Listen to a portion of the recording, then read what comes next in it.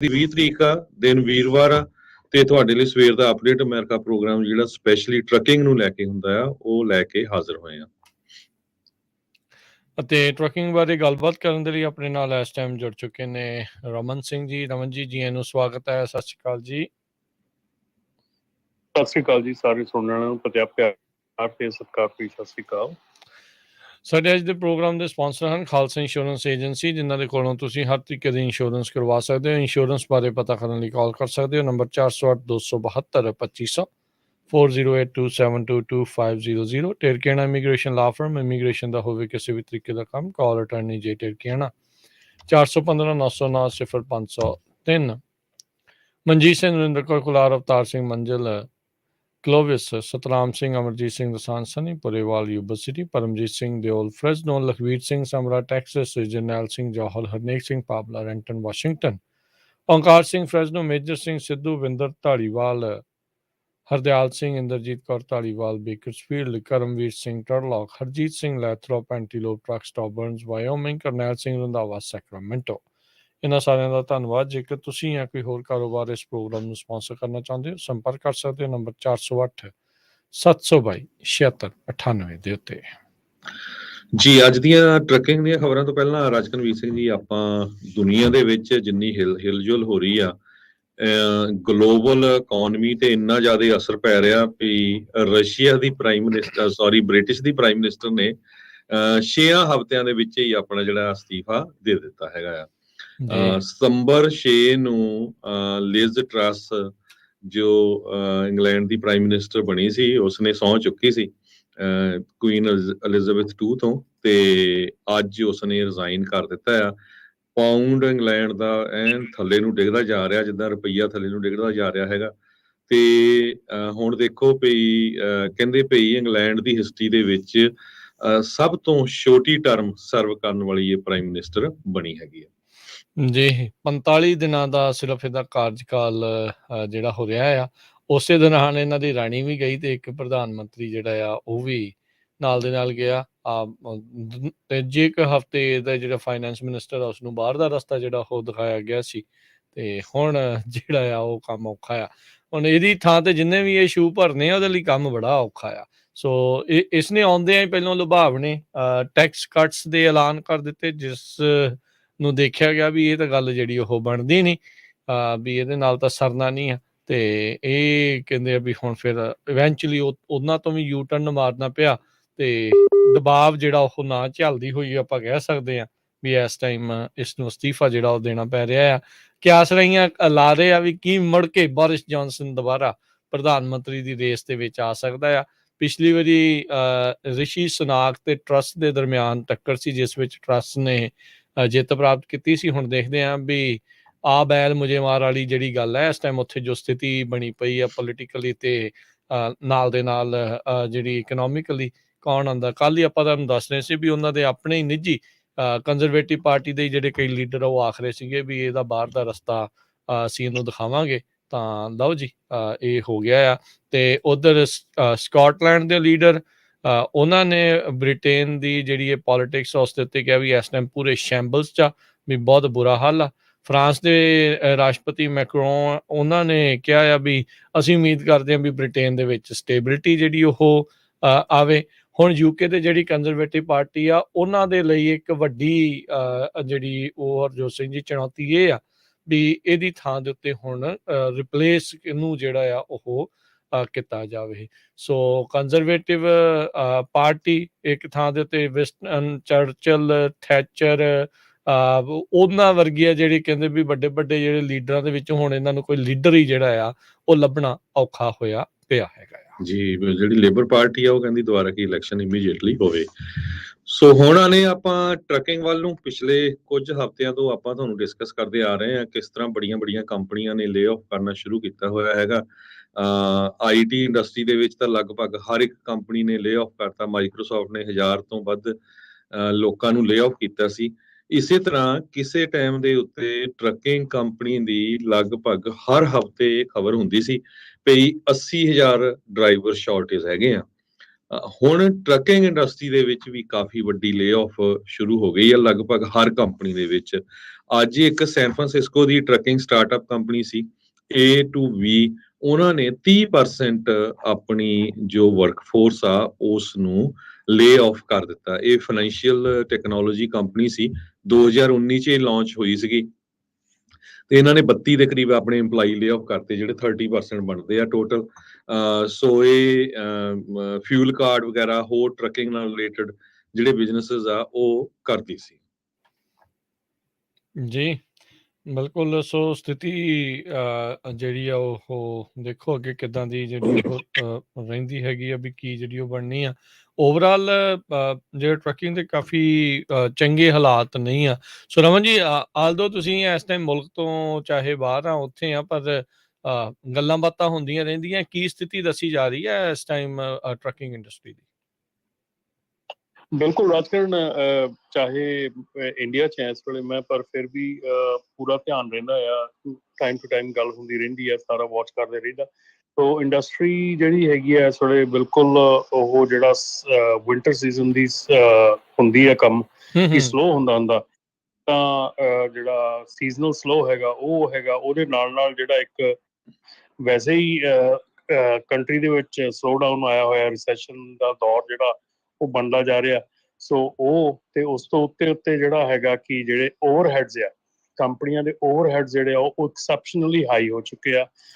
Fuel ਦਾ ਕਰਕੇ, ਹੋਰ ਸਾਰੇ ਖਰਚੇ ਜਿਹੜੇ ਇੰਸ਼ੋਰੈਂਸ ਕਰਕੇ ਜਿਹੜੇ ਖਰਚੇ ਆ ਉਹ ਬਹੁਤ ਜ਼ਿਆਦਾ ਮਤਲਬ ਕਿ ਉੱਪਰ ਚਲੇ ਗਏ ਆ। ਇਸ ਕਰਕੇ ਜਿਹੜਾ ਨੈਟ ਹੈਗਾ ਉਹ ਬਹੁਤ ਘਟ ਗਿਆ ਹੈਗਾ। ਸੋ ਇਹਦੇ ਮੱਦੇ ਨਜ਼ਰ ਹੁਣ ਇਸ ਵੇਲੇ ਕਾਫੀ ਜਿਹੜਾ ਸਿਚੁਏਸ਼ਨ ਮਤਲਬ ਕਿ ਵਿਗੜੀ ਹੋਈ ਆ। ਜਿਹੜੇ ਨੈਚੁਰਲੀ ਲੋਡ ਸੀਗੇ ਕੈਲੀਫੋਰਨੀਆ ਚੋਂ ਘਟਦੇ ਹੀ ਸੀਗੇ ਪਹਿਲਾਂ ਹੀ, ਪਰ ਉਹ ਹੁਣ ਕੁਛ ਜ਼ਿਆਦਾ ਘਟਦੇ ਲੱਗ ਰਹੇ ਆ, ਕਿਉਂਕਿ ਕਪੈਸਿਟੀ ਅਜੇ ਵੀ ਜਿਹੜੀ ਆ ਉਹ ਬਣੀ ਆ। ਅਜੇ ਵੀ ਹਰ ਇੱਕ ਬੰਦਾ ਚਾਹੁੰਦਾ ਆ ਕਿ ਬਈ ਉਹ ਇਸ ਚੀਜ਼ ਚੋਂ ਨਿਕਲ ਜਾਵੇ ਜਾਂ ਕਿਸੇ ਨਾ ਕਿਸੇ ਤਰ੍ਹਾਂ ਮੇਕਅਪ ਕਰ ਲਵੇ, ਕਿਉਂਕਿ ਬਹੁਤ ਜਿਹੜੇ ਕੰਪਨੀਜ਼ ਹੈਗੀਆਂ ਇਸ ਵੇਲੇ ਉਹਨਾਂ ਦੇ ਕੋਲ ਜਿਹੜੇ ਰਿਜ਼ਰਵ ਮਨੀ ਜਿਹੜੀ ਕਹਿ ਲਓ, ਜਾਂ ਜਿਨ੍ਹਾਂ ਨੂੰ ਲੋਨ ਲਿਆ ਸੀ ਕਿਸੇ ਨੇ ਲਾ ਕੇ ਰੱਖਿਆ, ਉਹ ਯੂਜ਼ ਕਰ ਰਹੇ ਆ ਹੁਣ ਇਸ ਵੇਲੇ।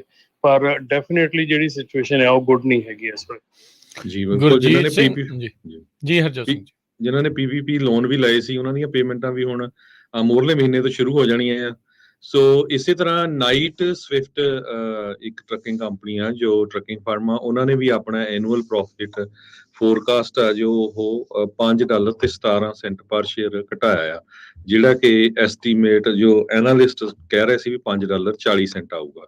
ਸੋ ਬਹੁਤ ਜ਼ਿਆਦਾ ਅਸਰ ਪੈ ਰਿਹਾ। ਸੋ ਸਾਡੇ ਜਿੰਨੇ ਸਰੋਤੇ ਵੀ ਸੁਣ ਰਹੇ ਆ, ਪੰਜਾਬੀ ਰੇਡੀਓ USA ਦੇ ਲਾਈਵ ਪ੍ਰੋਗਰਾਮ ਚੱਲ ਰਿਹਾ ਇਸ ਵੇਲੇ ਕੈਲੀਫੋਰਨੀਆ ਦੇ ਸਮੇਂ ਮੁਤਾਬਕ 9 ਵਜੇ ਤੋਂ ਲੈ ਕੇ 10 ਵਜੇ ਤਾਈਂ। ਤੁਹਾਡੇ ਉੱਤੇ ਕਿੰਨਾ ਕੁ ਇਹਦਾ ਅਸਰ ਪੈ ਰਿਹਾ, ਤੁਸੀਂ ਵੀ ਆਪਣੇ ਜਿਹੜੇ ਵਿਚਾਰ ਆ ਉਹ ਕਾਲ ਕਰਕੇ ਜਿਹੜੇ ਆ ਸਾਡੇ 408 272 5200 ਨੰਬਰ ਤੇ ਸਾਡੇ ਨਾਲ ਸਾਂਝੇ ਕਰ ਸਕਦੇ ਹੋ। ਕਿਸ ਤਰ੍ਹਾਂ ਜਿਹੜੇ ਟਰੱਕਿੰਗ ਇੰਡਸਟਰੀ ਦੇ ਵਿੱਚ ਆਪਣੇ ਭੈਣ ਭਰਾ ਆ ਉਹ ਕਿੱਥੇ ਕਿੱਦਾਂ ਸੇਵਿੰਗ ਕਰ ਸਕਦੇ ਥੋੜੀ ਬਹੁਤੀ, ਕਿਉਂਕਿ ਜਿਸ ਤਰ੍ਹਾਂ ਰਮਨ ਭਾਜੀ ਹੁਣਾਂ ਨੇ ਦੱਸਿਆ ਹੀ ਆ ਵੀ ਫਿਊਲ ਦੀ ਕਾਸਟ ਬਹੁਤ ਆ, ਇੰਸ਼ੋਰੈਂਸ ਕਾਸਟ ਬਹੁਤ ਆ, ਰੀਪੇਅਰ ਦੀ ਕਾਸਟ ਬਹੁਤ ਆ, ਸਾਰਾ ਕੁਝ ਹੀ ਮਹਿੰਗਾ ਬਹੁਤ ਜ਼ਿਆਦਾ ਹੋ ਗਿਆ। ਕੱਲ ਮੈਂ ਕਿਸੇ ਨਾਲ ਗੱਲ ਕਰਦਾ ਸੀ, ਕਹਿੰਦਾ ਈਵਨ ਜਿਹੜਾ ਇੱਕ ਆਇਲ ਦਾ ਵੀ ਛੋਟਾ ਜਿਹਾ ਡੱਬਾ $12 ਦਾ ਹੁੰਦਾ ਸੀ, ਉਹ $22 ਦਾ ਹੋ ਗਿਆ ਟਰੱਕ ਸਟਾਪ 'ਚ, ਹਨਾ। ਸੋ ਆਲਮੋਸਟ ਡਬਲ ਪ੍ਰਾਈਸਿਸ ਹੋ ਗਈਆਂ। ਤੁਹਾਡੇ ਤੇ ਕਿੰਨਾ ਕੁ ਅਸਰ ਹੋ ਰਿਹਾ, ਕਿੱਦਾਂ ਤੁਸੀਂ ਪ੍ਰਾਈਸ ਕੱਟ ਕਰ ਸਕਦੇ ਆ ਤਾਂ ਕਿ ਸਰਵਾਈਵ ਕਰ ਸਕੋ? ਜਰੂਰ ਸ਼ੇਅਰ ਕਰਿਓ ਕਾਲ ਕਰਕੇ। ਜੀ ਬਿਲਕੁਲ। ਗੁਰਜੀਤ ਰਾਠੌਰ ਹੁਣੀ ਕਹਿੰਦੇ ਨੇ ਵੀ ਲੋਕੀ ਟਰੱਕਿੰਗ ਨੂੰ ਛੱਡਣਾ ਸ਼ੁਰੂ ਕਰ ਚੁੱਕੇ ਨੇ ਕਈ ਥਾਵਾਂ ਦੇ ਉੱਤੇ। ਜਿਹੜੀ ਇਹ ਸਥਿਤੀ ਆ, ਆਪਾਂ ਰਮਨ ਜੀ, ਹਰਜੋਤ ਜੀ, ਆਪਾਂ ਕੋਈ ਬਹੁਤੀ ਪੁਰਾਣੀ ਗੱਲ ਨਹੀਂ ਕਰ ਰਹੇ। ਅੱਜ ਤੋਂ ਮੈਨੂੰ ਲੱਗਦਾ 6 ਮਹੀਨੇ ਪਹਿਲੋਂ ਦੀਆਂ ਹੀ ਗੱਲਾਂ ਆ, ਜਦੋਂ ਟਰੱਕ ਏਦਾਂ ਧੜਾ ਵਿਕ ਰਹੇ ਸੀਗੇ, ਇੰਨੇ ਮਹਿੰਗੇ ਕੀਮਤ ਤੇ ਵੀ ਖੌਰੇ ਜਿਹੜੇ ਰੇਟ ਦੇ ਆ ਲੋਡਾਂ ਦੇ ਪ੍ਰਾਈਸ ਆ ਵੀ ਹੋਰ ਤਾਂ ਨੂੰ ਜਿਹੜੇ ਉਹ ਸ਼ਾਇਦ ਜਾਣੇ ਆ। ਜਿਹੜੇ ਤਾਂ ਪੁਰਾਣੇ ਸੀਗੇ, ਆਪਾਂ ਵੀ ਇੱਥੋਂ ਕਹਿੰਦੇ ਰਹੇ, ਗੁਹਾਰ ਲਾਉਂਦੇ ਰਹੇ ਵੀ ਭਾਈ ਏਦਾਂ ਨਹੀਂ ਮਾਰਕੀਟ ਜਿਹੜੀ ਤੁਹਾਨੂੰ ਇਸ ਟਾਈਮ ਦਿਖ ਰਹੀ ਹੈ, ਅਨਪ੍ਰੈਸੀਡੈਂਟ ਜਾਂ ਜਿਹੜਾ ਇਹ ਮਾਹੌਲ ਜਿਹਾ ਚੱਲ ਰਿਹਾ ਅਸਲ 'ਚ ਨਹੀਂ ਆ।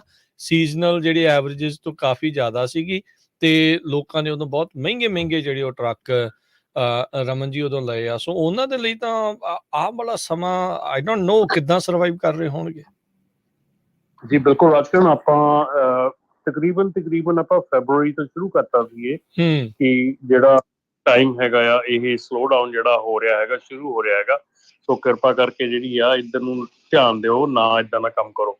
ਪਰ ਮੇਰੇ ਖਿਆਲ ਦੇ ਵਿੱਚ ਉਹ ਗੱਲ ਜਿਹੜੀ ਨਹੀਂ ਮੰਨੀ ਤੇ ਉਹ ਅੱਜ ਦੇਖ ਸਕਦੇ ਕਿ ਅੱਜ ਸਿਚੁਏਸ਼ਨ ਕਿੱਥੇ ਚਲੀ ਗਈ ਆ। ਸੋ ਜਿਹੜੀ ਦੇਖੋ ਗੱਲ ਹੁੰਦੀ ਆ ਕਿ ਨੈਟ ਪ੍ਰੋਫਿਟ ਦੀ ਗੱਲ ਆਪਾਂ ਕਰਦੇ ਆ। ਬਿਲਕੁਲ। ਸੋ ਨੈਟ ਪ੍ਰੋਫਿਟ ਜਿਹੜਾ ਇਸ ਵੇਲੇ ਹੈਗਾ, ਜਦੋਂ ਡੀਜ਼ਲ ਹੀ $7 ਦੇ ਨੇੜੇ ਚਲਾ ਗਿਆ, ਮਤਲਬ ਸਾਰਿਆਂ ਨਾਲੋਂ ਵੱਡਾ ਖਰਚਾ ਜਿਹੜਾ ਡੀਜ਼ਲ ਦਾ ਇਸ ਵੇਲੇ ਹੈਗਾ, ਜਦੋਂ ਡੀਜ਼ਲ ਹੀ ਤੁਹਾਡਾ $7 ਦੇ ਨੇੜੇ ਚਲਾ ਗਿਆ, ਤੁਸੀਂ ਕਿੱਥੋਂ ਸਰਵਾਈਵ ਕਰ ਲਓਗੇ? ਕੋਈ ਤਰੀਕਾ ਲੱਗ ਬੰਦਾ ਕੋਈ ਕਿਸੇ ਪਾਸੇ ਸਰਵਾਈਵ ਕਰ ਸਕਦਾ, ਠੀਕ ਹੈ ਨਾ। ਸੋ ਇਹ ਚੀਜ਼ਾਂ ਹੈਗੀਆਂ ਕਿ ਇਸ ਵੇਲੇ ਇਹ ਆ ਕਿ ਤੁਹਾਨੂੰ ਇਹ ਸੋਚਣਾ ਪੈਣਾ ਕਿ ਸਰਵਾਈਵ ਕਿਵੇਂ ਕਰਨਾ ਆ। ਜੇ ਤੁਹਾਡੀਆਂ ਪੇਮੈਂਟਾਂ ਟੂ ਹਾਈ ਹੈਗੀਆਂ, ਤੁਸੀਂ ਆਪਣਾ ਕ੍ਰੈਡਿਟ ਸੇਵ ਕਰੋ, ਆਪਣਾ ਕ੍ਰੈਡਿਟ ਬਚਾਓ ਪਹਿਲਾਂ ਉਹਦਾ, ਜੇ ਕ੍ਰੈਡਿਟ ਬਚਾ ਸਕਦੇ ਆ, ਕਿਉਂਕਿ ਸਾਰਿਆਂ ਨਾਲੋਂ ਮੇਜਰ ਇਸ ਵੇਲੇ ਇਸ਼ੂ ਖੜਾ ਹੋਣਾ ਆ ਕਿ ਕ੍ਰੈਡਿਟ ਖਰਾਬ ਹੋਣ ਦਾ। ਠੀਕ ਹੈ। ਤੇ ਕ੍ਰੈਡਿਟ ਖਰਾਬ ਹੋ ਗਿਆ ਤੇ ਫਿਰ ਅਗਲੇ 2 ਸਾਲ ਤੱਕ ਕੋਈ ਇਸ਼ੂ, ਮਤਲਬ ਕਿ ਤੁਹਾਨੂੰ ਕੁਝ ਨਹੀਂ ਮਿਲ ਸਕਦਾ। ਤੇ ਬਹੁਤ ਵੱਡੀ ਪ੍ਰੋਬਲਮ ਖੜੀ ਹੋਣ ਵਾਲੀ ਆ। ਸੋ ਬਿਲਕੁਲ ਇਹ ਕਾਫੀ ਇਸ ਟਾਈਮ ਦੋ ਧਾਰੀ ਤਲਵਾਰ ਤੇ ਜਿਹੜੇ ਇਸ ਟਾਈਮ ਬੈਠੇ ਨੇ, ਜਿਨ੍ਹਾਂ ਨੇ ਉਹ ਸਾਰੀਆਂ ਚੀਜ਼ਾਂ ਜਿਹੜੀਆਂ ਉਹ ਕੀਤੀਆਂ। ਤੇ ਸਰੋਤੇ ਤੁਸੀਂ ਵੀ ਆਪਣੇ ਵਿਚਾਰ ਜਿਹੜੇ ਉਹ ਸਾਂਝੇ ਕਰ ਸਕਦੇ ਹੋ 408-272-5200 ਦੇ ਉੱਤੇ ਕਾਲ ਕਰਕੇ। ਆਪਣੇ ਨਾਲ ਟੋਨੀ ਵਿਰਕ ਜੀ ਜੁੜੇ ਨੇ। ਸਤਿ ਸ਼੍ਰੀ ਅਕਾਲ ਜੀ। ਹਾਂਜੀ ਟੋਨੀ ਜੀ, ਸਤਿ ਸ਼੍ਰੀ ਅਕਾਲ। ਹੈਲੋ ਭਾਈ, ਸਤਿ ਸ਼੍ਰੀ ਅਕਾਲ। ਮੈਂ ਟੋਨੀ ਵਿਰਕ ਹੈ ਜੀ, ਸੈਕਰਾਮੈਂਟੋ ਤੋਂ। ਜੀ ਭਾਈ ਮੈਂ ਦੱਸਣਾ ਸੀ ਕਿ ਮੈਂ ਨਾ ਗੈਸ ਸਟੇਸ਼ਨ ਵੀ ਚਲਾਉਣਾ, ਹੋਟਲ ਵੀ ਚਲਾਏ ਨੇ, ਬ੍ਰੋਕਰ ਵੀ ਆ 89 ਤੋਂ, ਤੇ 50 ਸਾਲ ਹੋ ਗਏ ਕੈਲੀਫੋਰਨੀਆ 'ਚ। Just to give you example ਕਿ ਮੇਰਾ PG&E ਦਾ ਬਿੱਲ 2700-2800 ਵਾਲਾ ਜਿਹੜਾ ਸੀ ਉਹ 6500 ਤੇ ਆ ਜੀ, just monthly. And I am telling everyone ਜਿਹੜੇ ਵੀ ਸੁਣ ਰਹੇ ਨੇ ਕਿ ਇਹ ਪ੍ਰੋਬਲਮ 81 ਦੇ 82 ਦੇ ਵਿੱਚ ਬਹੁਤ ਜ਼ਬਰਦਸਤ ਆਈ ਸੀ, ਜਿਹੜੇ ਲੋਕਾਂ ਨੂੰ 40-80% ਲੋਕਾਂ ਨੂੰ ਉਹ ਦਿਨ ਯਾਦ ਵੀ ਨਹੀਂ ਹੋਣੇ ਜਾਂ ਇੱਥੇ ਨਹੀਂ ਹੋਣਗੇ। ਪਰ please get ready, you have not seen the worst. 30% of businesses will go into bankruptcy and mark my words for it. ਇਹ ਬਹੁਤ ਕੰਮ ਖਰਾਬ ਹੋਣ ਵਾਲਾ ਆ। ਸੋ ਟਰੱਕਿੰਗ ਦੀ ਇੱਕ ਹੋਰ ਪ੍ਰੋਬਲਮ ਹੈ ਕਿ ਹੋਰ 10 ਸਾਲਾਂ ਨੂੰ what the technology is coming, ਮੇਰਾ ਸਾਰਿਆਂ ਨੂੰ ਇਹੀ ਹੋਇਆ ਕਿ start looking for other choices, other opportunities। ਠੀਕ ਹੈ। other opportunities ਜੀ please। ਠੀਕ ਹੈ। ਕਿਉਂਕਿ ਮੈਂ ਵੀ ਪੰਜਾਬੀ ਆ ਤੇ ਮੇਰਾ ਬਹੁਤ ਪਿਆਰ ਆ ਸਾਰਿਆਂ ਨਾਲ, ਪਰ please plan ahead, don't look in the back rear view mirror, you will go wrong. ਸਹੀ ਗੱਲ। People are buying gas stations, Paji, for 8.5 million. And I've been selling gas stations and hotels since 89. They will go bankrupt, I'm telling you. Do proper analysis before you buy anything, please. ਜੀ ਬਿਲਕੁਲ। Thank you Tony ਜੀ, thank you. ਸੋ ਬਿਲਕੁਲ ਇਹ ਗੱਲ ਤਾਂ ਬਹੁਤ ਸਹੀ ਆ। ਇੱਕ ਵਾਰੀ ਫੇਰ ਜਿੰਨੇ ਪੰਜਾਬੀ ਭੈਣ ਭਰਾਵੋ, ਨਿਆਣਿਆਂ ਨੂੰ ਜ਼ਰੂਰ ਤੁਸੀਂ ਐਜੂਕੇਸ਼ਨ ਜ਼ਰੂਰ ਦਿਲਾਓ, ਡਿਗਰੀ ਘੱਟੋ ਘੱਟ ਹੋਵੇ। ਤੇ ਜਿੰਨੇ ਵੀ ਟਰੱਕਿੰਗ ਬਿਜ਼ਨਸ 'ਚ ਆ ਨਾ, ਜ਼ਰੂਰ ਜਿਸ ਤਰ੍ਹਾਂ ਟੋਨੀ ਵਿਰਕ ਹੋਣੀ ਦੱਸ ਕੇ ਗਏ ਆ, ਸਾਈਡ ਤੇ ਕੋਈ ਨਾ ਕੋਈ ਹੋਰ ਬਿਜ਼ਨਸ, ਕਿਸੇ ਹੋਰ ਤਰ੍ਹਾਂ ਦਾ ਫੀਲਡ ਉਹ ਵੀ ਰੱਖੋ ਜ਼ਰੂਰ। ਇਹ ਗੱਲ ਜਦੋਂ ਆਪਾਂ ਪੰਜਾਬੀ ਰੇਡੀਓ USA ਸ਼ੁਰੂ ਹੋਇਆ ਸੀ 2010 'ਚ, ਉਹਦੇ ਟੈਕਸੀ ਡਰਾਈਵਰਸ ਨੂੰ ਦੱਸਿਆ ਸੀ ਤੇ ਕਈ ਮੇਰੇ ਨਾਲ ਲੜਦੇ ਸੀ। ਮੈਂ ਉਹ ਕਿਹਾ ਸੀ ਵੀ ਟੈਕਸੀ ਬਿਜ਼ਨਸ ਡੈਡ ਹੋਣ ਜਾ ਰਿਹਾ, ਕੋਈ ਹੋਰ ਬਿਜ਼ਨਸ ਲੈ ਲਓ। ਤੇ ਉਹ ਕਹਿੰਦੇ ਇੱਦਾਂ ਕਿੱਦਾਂ ਹੋ ਜਾਊਗੀ ਜੀ। ਸੋ ਹੁਣ ਤੁਹਾਡੇ ਸਾਹਮਣੇ ਆ ਵੀ ਨਿਊਯਾਰਕ 'ਚ ਇੱਕ ਟਾਈਮ ਦੇ ਉੱਤੇ ਟੈਕਸੀ ਦੀ ਪਲੇਟ 1.3 ਮਿਲੀਅਨ ਦੀ ਸੀ, ਹੁਣ 3 ਲੱਖ ਨੂੰ ਨਹੀਂ ਵਿਕਦੀ। ਸਿਆਟਲ 'ਚ 5 ਲੱਖ ਦੀ ਸੀ, ਹੁਣ ਉਹਨੂੰ ਉੱਥੇ $1,00,000 ਨੂੰ ਨਹੀਂ ਕੋਈ ਪੁੱਛਦਾ। ਟੋਟਲੀ ਟੈਕਸੀ ਬਿਜ਼ਨਸ ਜਿੱਦਾਂ ਆ, ਮੇਬੀ 10% ਰਹਿ ਗਿਆ। ਸੋ ਊਬਰ ਲਿਫਟ ਨੇ ਕਰ ਲਿਆ। ਸੋ ਇਦਾਂ ਹੀ ਟਰੱਕਿੰਗ 'ਚ ਵੀ ਬਹੁਤ ਕੁਝ ਚੇਂਜ ਹੋਣੀ ਆ ਜੇ ਆਟੋਮੈਟਿਕ, ਜਿਸ ਹਿਸਾਬ ਨਾਲ ਜਿੰਨਾ ਜ਼ੋਰ ਲੱਗਾ ਹੈ ਨਾ ਵੱਡੀਆਂ ਕੰਪਨੀਆਂ ਦਾ, ਇਹ ਬਾਹਲੀ ਲੰਮੀ ਗੇਮ ਨਹੀਂ ਹੈਗੀ।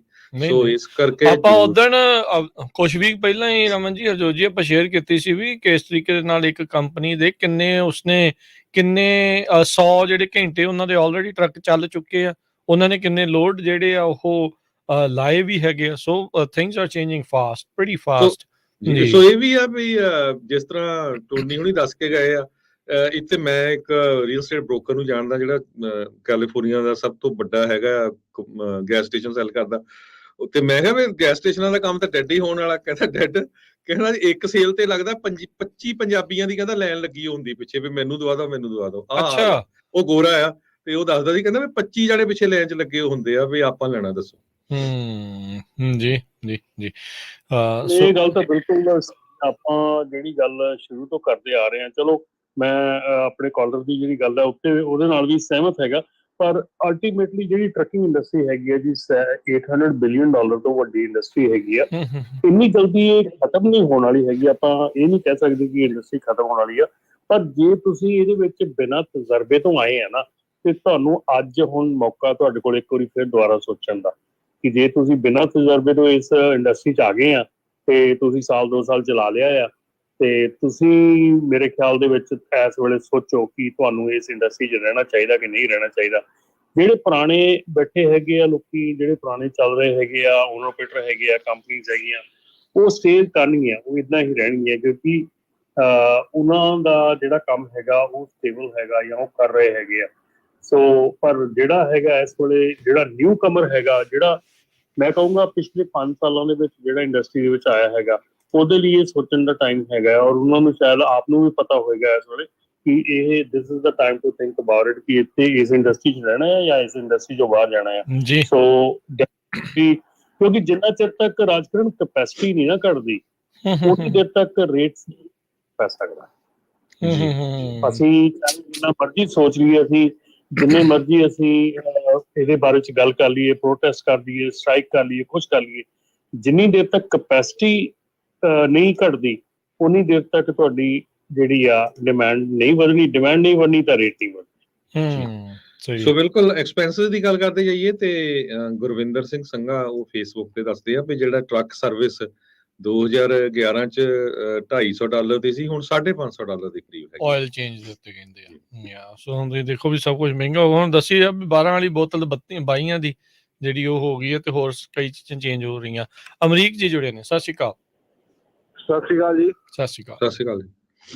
ਭਾਜੀ ਅੱਜ ਦੀ ਜਿਹੜੀ ਆਪਰੇਟਿੰਗ ਕਾਸਟ ਕਹਿ ਲਓ ਜਾਂ ਜੋ ਮਾਰਕੀਟ ਪੋਜੀਸ਼ਨ ਆ, ਉਹਦੇ ਵਿੱਚ ਇੱਕ ਓਨਰ ਆਪਰੇਟਰ ਜਿਹਦਾ ਪੇਡ ਆਫ ਟਰੱਕ ਟ੍ਰੇਲਰ ਹੈਗਾ, ਉਹ ਆਪਰੇਟ ਕਰ ਰਿਹਾ, ਤੇ ਉਹ ਸਾਰੇ ਐਕਸਪੈਂਸਿਸ ਕੱਢਣ ਦੇ ਬਾਅਦ ਉਹਦੀ ਜਿਹੜੀ ਟੇਕ ਹੋਮ ਆ ਉਹ ਖਾਲੀ ਉਹਨੂੰ ਡਰਾਈਵਰ ਪੇ ਬਚ ਰਹੀ ਆ। ਤੇ ਮੈਨੂੰ ਇਹ ਸਮਝ ਨਹੀਂ ਆਉਂਦਾ ਕਿ ਜਿਨ੍ਹਾਂ ਦੀ ਪੇਮੈਂਟਾਂ ਆ ਜਾਂ ਜਿਨ੍ਹਾਂ ਨੇ ਡਰਾਈਵਰ ਰੱਖ ਕੇ ਚਲਾਉਣ ਡਏ ਆ, ਜੇ ਤਾਂ ਬਈ ਪੁਰਾਣੇ ਕਾਂਟਰੈਕਟ ਹੈਗੇ ਆ, ਉਹਨਾਂ ਦੇ ਚੰਗੇ ਰੇਟ ਪਹਿਲਾਂ ਤੋਂ ਮਿਲ ਰਹੇ ਆ, ਉਹ ਵੀ ਪ੍ਰੈਡਿਕਟਡ ਨਹੀਂ ਹੈ ਕਿ ਗਾਹਾਂ ਮਿਲਦੇ ਰਹੂਗੇ। ਜਦ ਕਾਂਟਰੈਕਟ ਰੀਨਿਊ ਹੋਣਾ ਪਏ ਉਹ ਰੇਟ ਥੱਲੇ ਚਲੇ ਜਾਣੇ ਕਰ ਲੈਣੇ। ਹਾਂਜੀ ਹਾਂ, ਤੇ ਉਹਨਾਂ ਚੋਂ ਜੇ ਕੋਈ ਵੀਰ ਸੁਣਦਾ ਤਾਂ ਉਹ ਦੱਸੇ ਕਿ ਉਹ ਇਸ ਟਾਈਮ ਆਪਰੇਟ ਕਿਸ ਤਰੀਕੇ ਨਾਲ ਕਰ ਰਹੇ, ਤਾਂ ਕਿ ਦੂਜਿਆਂ ਨੂੰ ਵੀ ਪਤਾ ਚੱਲੇ ਕਿ ਹਾਂ ਵੀ is there a way out or there is no way out. ਜੀ ਜੀ ਬਿਲਕੁਲ। ਸੋ ਜੀ ਬਿਲਕੁਲ। ਜੀ ਰਮਨ ਜੀ, ਮੈਂ ਇਹਦੇ ਵਿੱਚ ਇੱਕ ਗੱਲ ਐਡ ਕਰਨੀ ਚਾਹੁੰਦਾ ਕਿ ਭਾਜੀ ਹੁਣੀ ਜਿਹੜੀ ਗੱਲ ਕਹਿ ਰਹੇ ਆ, ਮੈਂ ਬਿਲਕੁਲ ਸਹਿਮਤ ਹੈਗਾ। ਪਰ ਇਸ ਵੇਲੇ ਜਿਹੜਾ ਓਨਰ ਆਪਰੇਟਰ ਹੈਗਾ, ਉਹ ਆਪਣੀ ਡਰਾਈਵਰ ਪੇ ਦੇ ਵਿੱਚੋਂ 30% ਜਿਹੜਾ ਆ ਉਹ ਟਰੱਕ ਦੀ ਰਨਿੰਗ ਕਾਸਟ 'ਚ ਪਾ ਰਿਹਾ। ਇਸ ਦਾ ਮਤਲਬ ਇਹ ਆ ਕਿ ਜਿਹੜਾ ਓਨਰ ਆਪਰੇਟਰ ਹੈ ਉਹ ਸਿਰਫ ਆਪਣੀ ਡਰਾਈਵਰ ਦੀ ਤਨਖਾਹ ਵੀ ਨਹੀਂ ਲੈ ਕੇ ਜਾ ਰਿਹਾ, ਅੱਧੀ ਲੈ ਕੇ ਜਾ ਰਿਹਾ ਆਪਣਾ।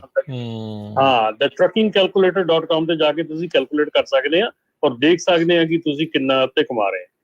ਉਹਦੇ 'ਚ ਵੀ ਰਮਨ ਜੀ ਇਹ ਗੱਲ ਆ ਵੀ ਜੇ ਵਾਹਿਗੁਰੂ ਦੀ ਕਿਰਪਾ ਰਹੇ, ਜੇ ਕਿਤੇ ਟਰੱਕ ਖਰਾਬ ਹੋ ਜਾਏ ਤੇ ਉਹ ਪਤਾ ਨਹੀਂ ਕਿੰਨੇ ਹਜ਼ਾਰ ਉੱਤੇ ਲੱਗਣਾ, ਫਿਰ ਜਮੇ ਥੱਲੇ ਗਿਆ ਕੰਮ। ਠੀਕ ਹੈ ਕਿ ਨਹੀਂ? ਚਾਹੇ ਫ੍ਰੀ ਵੀ ਆ ਤੁਹਾਡਾ ਡੈਡ ਵਾਲਾ ਹਿਸਾਬ ਆ ਜੀ। ਫਿਰ ਜਿੱਦਾਂ ਪਹਿਲੇ ਕਹਿ ਕੇ ਗਏ ਵੀ ਫਿਰ ਬੈਂਕਰਪਸੀਆਂ ਲਈ ਤਿਆਰ ਹੋ, ਫਿਰ ਇਹ ਉਸ ਪਾਸੇ ਵੱਲ ਨੂੰ ਗੱਲ ਜਿਹੜੀ ਆ ਉਹ ਵੱਧ ਜਾਣੀ ਆ। ਤੇ ਇਸ ਚੀਜ਼ ਨੂੰ ਓਵਰਕਮ ਕਰਨ ਦੇ ਲਈ ਫਿਰ ਆਪਾਂ ਨੂੰ ਪਤਾ ਆ ਜਿਹੜੀਆਂ 2 ELDਆਂ ਨਾਨ ਸਟਾਪ ਚੱਲਣਾ, ਇਨਸੋਮਨੀਆ ਤੇ ਐਕਸੀਡੈਂਟ, ਉਹ ਫਿਰ ਉਸ ਪਾਸੇ ਵੱਲ ਨੂੰ ਗੱਲ ਜਿਹੜੀ ਇੱਕ ਦੂਜਾ ਰਾਹ ਆ ਜਾਂਦਾ ਆ, ਉਹ ਕੰਮ ਬਹੁਤ ਖਰਾਬ ਹੋ ਜਾਂਦਾ ਹੈ। ਸੋ ਥੈਂਕ ਯੂ ਅਮਰੀਕ ਜੀ ਕਾਲ ਦੇ ਲਈ, ਮਿਹਰਬਾਨੀ। ਆਪਣੇ ਅਗਲੇ ਕਾਲਰ ਨੇ ਅਮਰਜੀਤ ਜੀ, ਸਤਿ ਸ਼੍ਰੀ ਅਕਾਲ। ਸਤਿ ਸ਼੍ਰੀ ਅਕਾਲ ਤੇ ਭਰਾਵਾਂ ਜੀ। ਸਤਿ ਸ਼੍ਰੀ ਅਕਾਲ ਜੀ।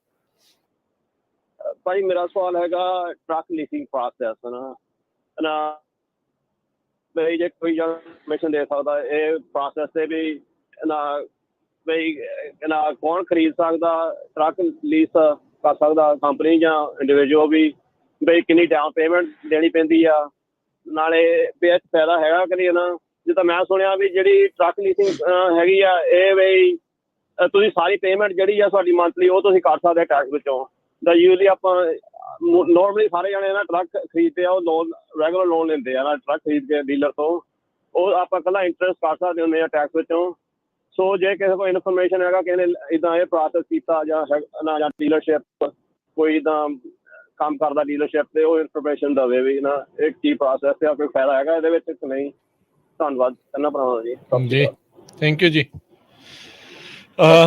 ਇੱਕ ਮਨਜੀਤ ਸਿੰਘ ਹੁਣੀ ਦੱਸਦੇ ਨੇ ਸਾਨੂੰ ਫੇਸਬੁੱਕ ਦੇ ਉੱਤੇ, ਕਹਿੰਦੇ ਵੀ ਉਹਨਾਂ ਦਾ ਡੈਫ ਪੰਪ ਲੀਕ ਹੋਇਆ ਇਸ ਹਫ਼ਤੇ, ਤਾਂ ਉਸ ਨੂੰ ਠੀਕ ਕਰਾਉਣ ਦੇ ਲਈ $6500 ਜਿਹੜਾ ਆ ਉਹ ਲੱਗ ਗਿਆ। ਸੋ ਖੜੇ ਪੈਰ ਜਿਹੜਾ ਖਰਚਾ ਉਹ ਹੋਇਆ, ਤੇ 5 ਦਿਨ ਟਰੱਕ ਸ਼ਾਪ 'ਚ ਰਿਹਾ, ਤੇ ਟਾਈਮ ਵੀ ਜਿਹੜਾ ਉਹ ਨਾਲ ਵੇਸਟ ਹੋਇਆ। ਸੋ ਇਹ ਕਾਫੀ ਵੱਡੀ ਹੈ ਇਸ ਟਾਈਮ ਉਥਲ ਪੁਥਲ ਕਹਿ ਸਕਦੇ ਹਾਂ ਰਮਨ ਜੀ, ਹਰਜੋਤ ਜੀ, ਇਹ ਮਾਰਕੀਟ ਦੇ ਵਿੱਚ ਆਪਾਂ ਦੇਖ ਰਹੇ ਹਾਂ ਚੱਲ ਰਹੀ ਆ ਵੀ ਜੀ। ਇਹਦੇ ਜਿਹੜਾ ਵਿੱਚ ਅਮਰਜੀਤ ਹੋਣਾ। ਉਹਨਾਂ ਦਾ ਕੁਐਸਚਨ ਸੀ ਨਾ ਰਾਜਕਨਵੀਰ ਸਿੰਘ, ਇਹ ਮੇਰੇ ਖਿਆਲ ਨਾਲ ਜਿਹੜਾ ਕੋਈ ਤੁਹਾਡਾ ਅਕਾਊਂਟੈਂਟ ਆ ਨਾ, ਉਹ ਸਭ ਤੋਂ ਬੈਸਟ ਉਹ ਤੁਹਾਨੂੰ ਐਕਸਪਲੇਨ ਕਰੂਗਾ ਵੀ ਤੁਹਾਡੀ ਬੇਸ ਦੇ ਉੱਤੇ ਕਈ ਵਾਰੀ ਕੀ ਹੁੰਦਾ ਆ ਵੀ ਬੰਦੇ ਦੀ ਇਨਕਮ ਜ਼ਿਆਦਾ ਆ, ਉਹ ਲੀਜ਼ ਤੇ ਨਵੀਆਂ ਕਾਰਾਂ ਲੈਂਦੇ ਆ, ਤੁਸੀਂ ਦੇਖਦੇ ਹੀ ਹੋਣੇ ਆ। ਸੋ ਇਹ ਆਪਣੇ ਆਪਣੇ ਤੇ ਡਿਪੈਂਡ ਕਰਦਾ। ਸੋ ਟੈਕਸ ਵਾਲਾ ਜਿਹੜਾ ਬੰਦਾ ਪ੍ਰੋਫੈਸ਼ਨਲ ਆ ਨਾ, ਉਹ ਤੁਹਾਨੂੰ ਦੱਸੂਗਾ ਵੀ ਹਾਂ ਤੁਹਾਨੂੰ ਲੀਜ਼ ਤੇ ਲੈਣ ਦਾ ਫਾਇਦਾ ਜਾਂ ਬਾਈ ਕਰਨ ਦਾ ਫਾਇਦਾ। ਠੀਕ ਹੈ ਜੀ ਜੀ। ਤੇ ਆਪਣੇ ਅਗਲੇ ਕਾਲਰ ਨੇ ਗੁਰਵਿੰਦਰ ਜੀ, ਸਤਿ ਸ਼੍ਰੀ ਅਕਾਲ।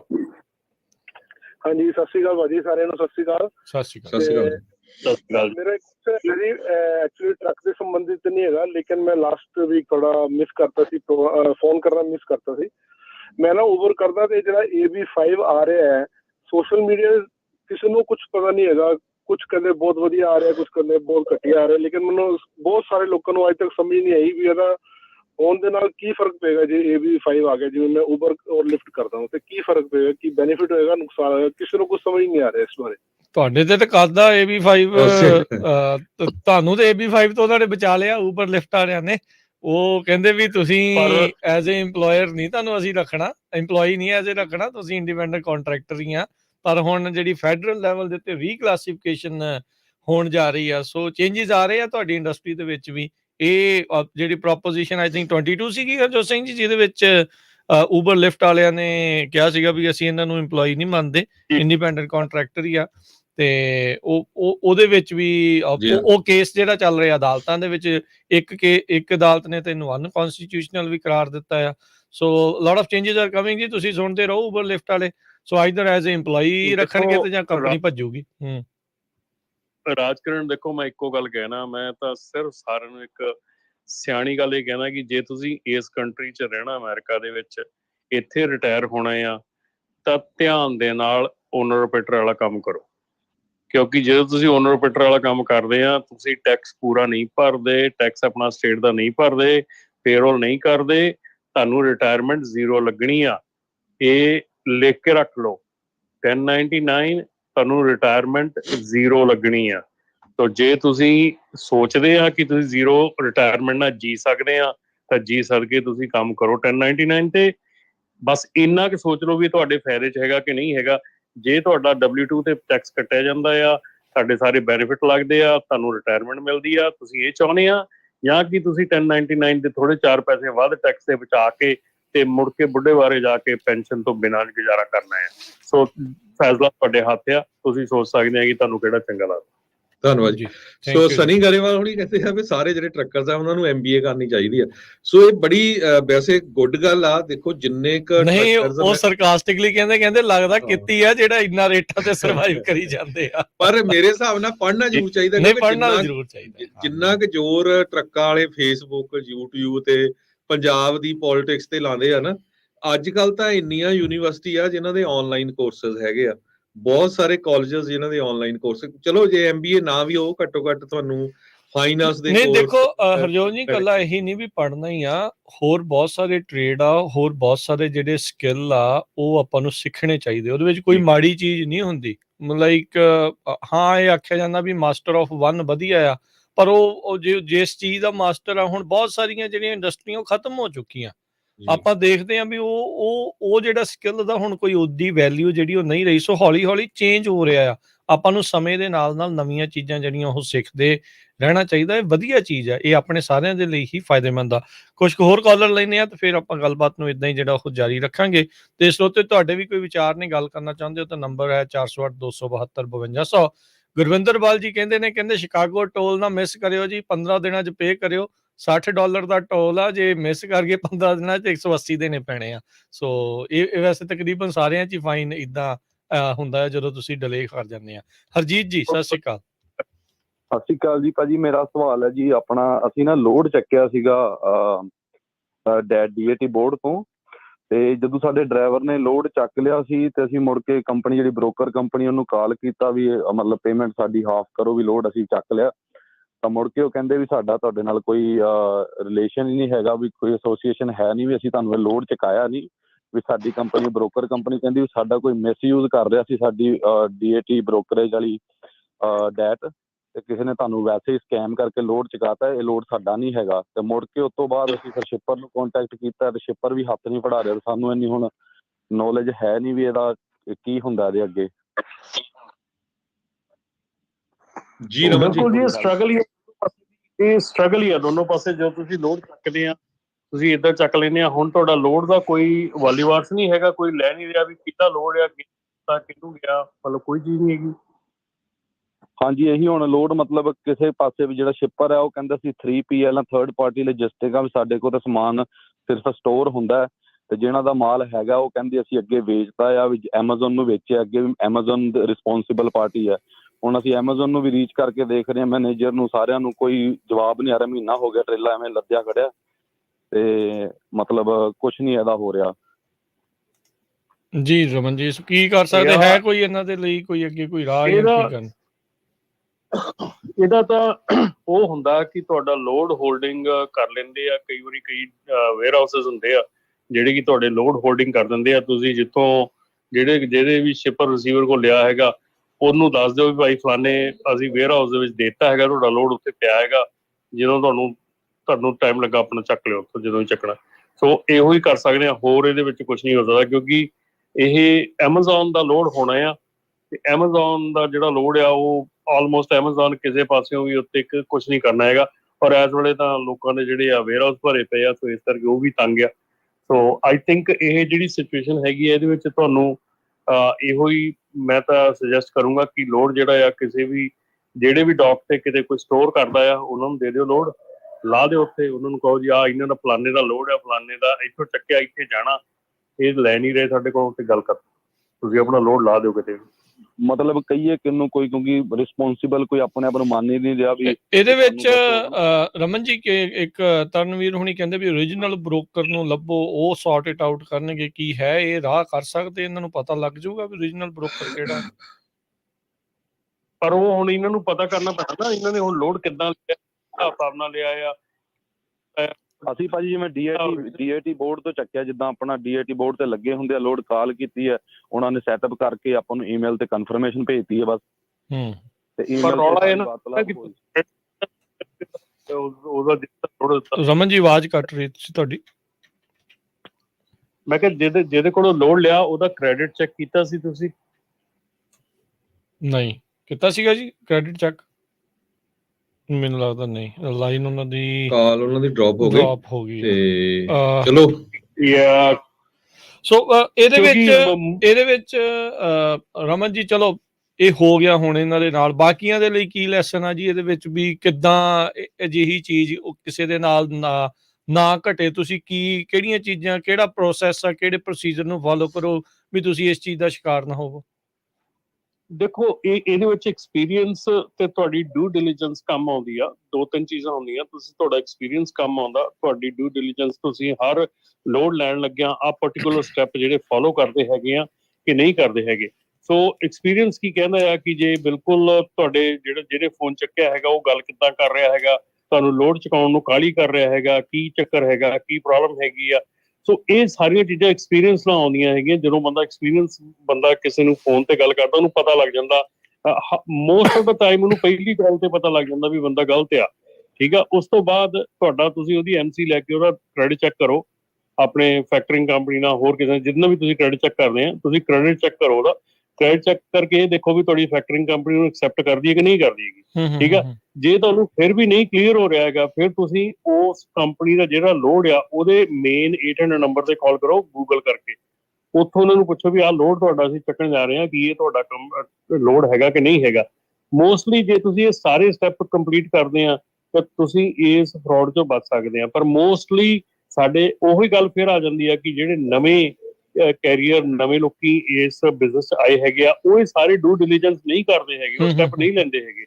ਤੇ ਉਹ ਕਾਹਲੀ ਦੇ ਵਿੱਚ ਲੋਡ ਚੱਕ ਲੈਂਦੇ ਫਟਾਫਟ, ਵੀ ਲੋਡ ਮਿਲ ਗਿਆ ਫਟਾਫਟ ਚੱਕ ਲਓ, ਹਨਾ। ਤੇ ਉਹ ਉਦੋਂ ਫਿਰ ਗੜਬੜ ਹੁੰਦੀ ਆ। ਹੁਣ ਅੱਜ ਕੱਲ੍ਹ ਜ਼ਿਆਦਾ ਗੜਬੜ ਇਸੇ ਕਰਕੇ ਹੋ ਰਹੀ ਆ ਕਿਉਂਕਿ ਰਾਈਟ ਵੇ ਲੋਡ ਚੱਕਣ ਦੀ ਕਰਦੇ ਆ ਫਟਾਫਟ। ਹਾਂ, ਸੋ ਸਥਿਤੀ ਏਦਾਂ ਦੀ, ਉਹ ਕਹਿੰਦਾ ਲੋਡ ਮਿਲਿਆ ਚਲੋ ਚੱਕੋ ਕਰੀਏ ਤੇ ਉਹਨੇ ਦੇ ਵਿੱਚ ਇਹ ਜਿਹੜੇ ਸਟੈਪ ਮਿਸ ਹੋ ਗਏ ਤੇ ਉਹਦੇ ਵਿੱਚ ਫਿਰ ਬੰਦਾ ਰਗੜਾ ਖਾ ਜਾਂਦਾ ਹੈ। ਸੋ ਧੰਨਵਾਦ। ਸੋ ਇੱਕ ਵਾਰੀ ਥੈਂਕ ਯੂ। ਹੁਣ ਚਲੋ ਦੇਖ ਲਓ, ਜੇ ਕੋਈ ਹੋਰ ਕੋਈ ਆਪਾਂ ਨੂੰ ਕੁਝ ਦੱਸਦਾ ਆ ਤਾਂ ਤੁਸੀਂ ਸੁਣਦੇ ਰਹੋ, ਮੇ ਵੀ ਕੋਈ ਹੋਰ ਸਲਾਹ ਵੀ ਤੁਹਾਨੂੰ ਕੋਈ ਜਿਹੜਾ ਉਹ ਦੇ ਦੇਵੇ, ਦੱਸ ਦੇਵੇ। ਬਾਕੀ ਗਾਂ ਤੋਂ ਭਾਈ ਧਿਆਨ ਜਿਹੜਾ ਉਹ ਰੱਖੋ। ਤੇ ਇਹੀ ਐਮਾਜ਼ੋਨ ਨੂੰ ਇੰਨੇ ਕੁ ਲੋਡ ਦੇ ਨਾਲ ਨਹੀਂ ਕੋਈ ਫਰਕ ਪੈਂਦਾ। ਉਹ ਤਾਂ ਉਦਾਂ ਵੀ ਕਈ ਵਾਰੀ ਤੁਸੀਂ ਸਮਾਨ ਮੰਗਵਾਉਂਦੇ ਵਾਪਸ ਕਰਨਾ, ਉਹ ਕਹਿੰਦੇ ਕੋਈ ਵਾਪਸ ਨਾ ਕਰ ਲਓ, ਆਪਣੇ ਕੋਲ ਰੱਖੋ, ਤੁਹਾਨੂੰ ਉਹਦੀ ਥਾਂ ਦੇ ਉੱਤੇ ਹੋਰ ਚੀਜ਼ ਜਿਹੜੀ ਉਹ ਘੱਲ ਦਿੰਦੇ ਆ। ਉਹ ਤਾਂ ਇਦਾਂ ਕਰਦੇ, ਦੇ ਡੋਂਟ ਕੇਅਰ। ਇਹ ਚੀਜ਼ ਜਿਹੜੀ ਬਣੀ ਪਈ ਆ। ਅਮਰੀਕ ਬਸਰਾ ਜੀ, ਸਤਿ ਸ਼੍ਰੀ ਅਕਾਲ। ਹਾਂਜੀ ਰਮਨ ਜੀ, ਕੀ ਕਹਿਣ ਲੱਗੇ ਸੀ? ਮੈਂ ਕਿਹਾ ਕਿਉਂਕਿ ਉਹਨਾਂ ਦਾ ਸਮਾਨ ਹੀ ਨਾ ਹੈਗਾ, ਉਹ ਥਰਡ ਪਾਰਟੀ ਵੇਚ ਰਹੀ ਹੈ, ਉਹਨਾਂ ਨੂੰ ਕੀ ਘਾਟਾ ਦੂਜਿਆਂ ਨੂੰ ਪੈਣਾ। ਬਿਲਕੁਲ ਸਹੀ ਆ ਜੀ। ਅਮਰੀਕ ਬਸਰਾ ਜੀ, ਸਤਿ ਸ਼੍ਰੀ ਅਕਾਲ। ਹਾਂਜੀ ਰਾਜ ਜੀ, ਗੁੱਡ ਮਾਰਨਿੰਗ। ਹਾਂਜੀ, ਸਤਿ ਸ਼੍ਰੀ ਅਕਾਲ ਜੀ, ਸਤਿ ਸ਼੍ਰੀ ਅਕਾਲ। ਤੁਹਾਡਾ ਸੁਣਦਾ ਹੈ, ਬੜਾ ਵਧੀਆ ਚੱਲ ਰਿਹਾ, ਬਹੁਤ ਵਧੀਆ ਸਾਰਿਆਂ ਨੂੰ ਇਨਫੋਰਮੇਸ਼ਨ ਦੇ ਰਹੇ ਆ। ਥੈਂਕ ਯੂ ਜੀ। Good work. ਮੈਂ ਤਾਂ ਤੁਹਾਨੂੰ ਆਊਟ ਆਫ ਦਾ ਟਰੈਕ ਨਹੀਂ ਲੈ ਕੇ ਜਾਣਾ ਚਾਹੁੰਦਾ ਸੀਗਾ, ਪਰ ਸਾਡੀ ਵੀ ਥੋੜੀ ਜਿਹੀ ਜਿਹੜੀ ਅੱਜ ਫਾਰਮਰਾਂ ਦਾ ਉਹਦੀ ਵੀ ਬ੍ਰੇਕ ਟਾਈਮ ਦੇ ਵਿੱਚ ਲਾ ਦਿਓ। ਜ਼ਰੂਰ, ਕੋਈ ਨਹੀਂ, ਦੱਸ ਦਿੰਦੇ ਆ ਜੀ। ਆਪਾਂ ਦੱਸਦੇ ਵੀ ਆ ਰਹੇ ਆ ਤੇ ਜ਼ਰੂਰ ਦੱਸਦੇ ਆ, ਪ੍ਰੋਗਰਾਮ ਦੇ ਵਿੱਚ ਵੀ ਜ਼ਰੂਰ ਦੱਸ ਦਾਂਗੇ। ਬਾਕੀ ਟਰੱਕਾਂ ਵਾਲਿਆਂ ਨੂੰ ਚਾਹੀਦਾ ਵੀ ਬਚ ਕੇ ਜਿਹੜੇ ਕੰਮ ਹੁੰਦੇ ਫਰਾਡ ਕਾਹਲੀ ਨਾ ਕਰੋ।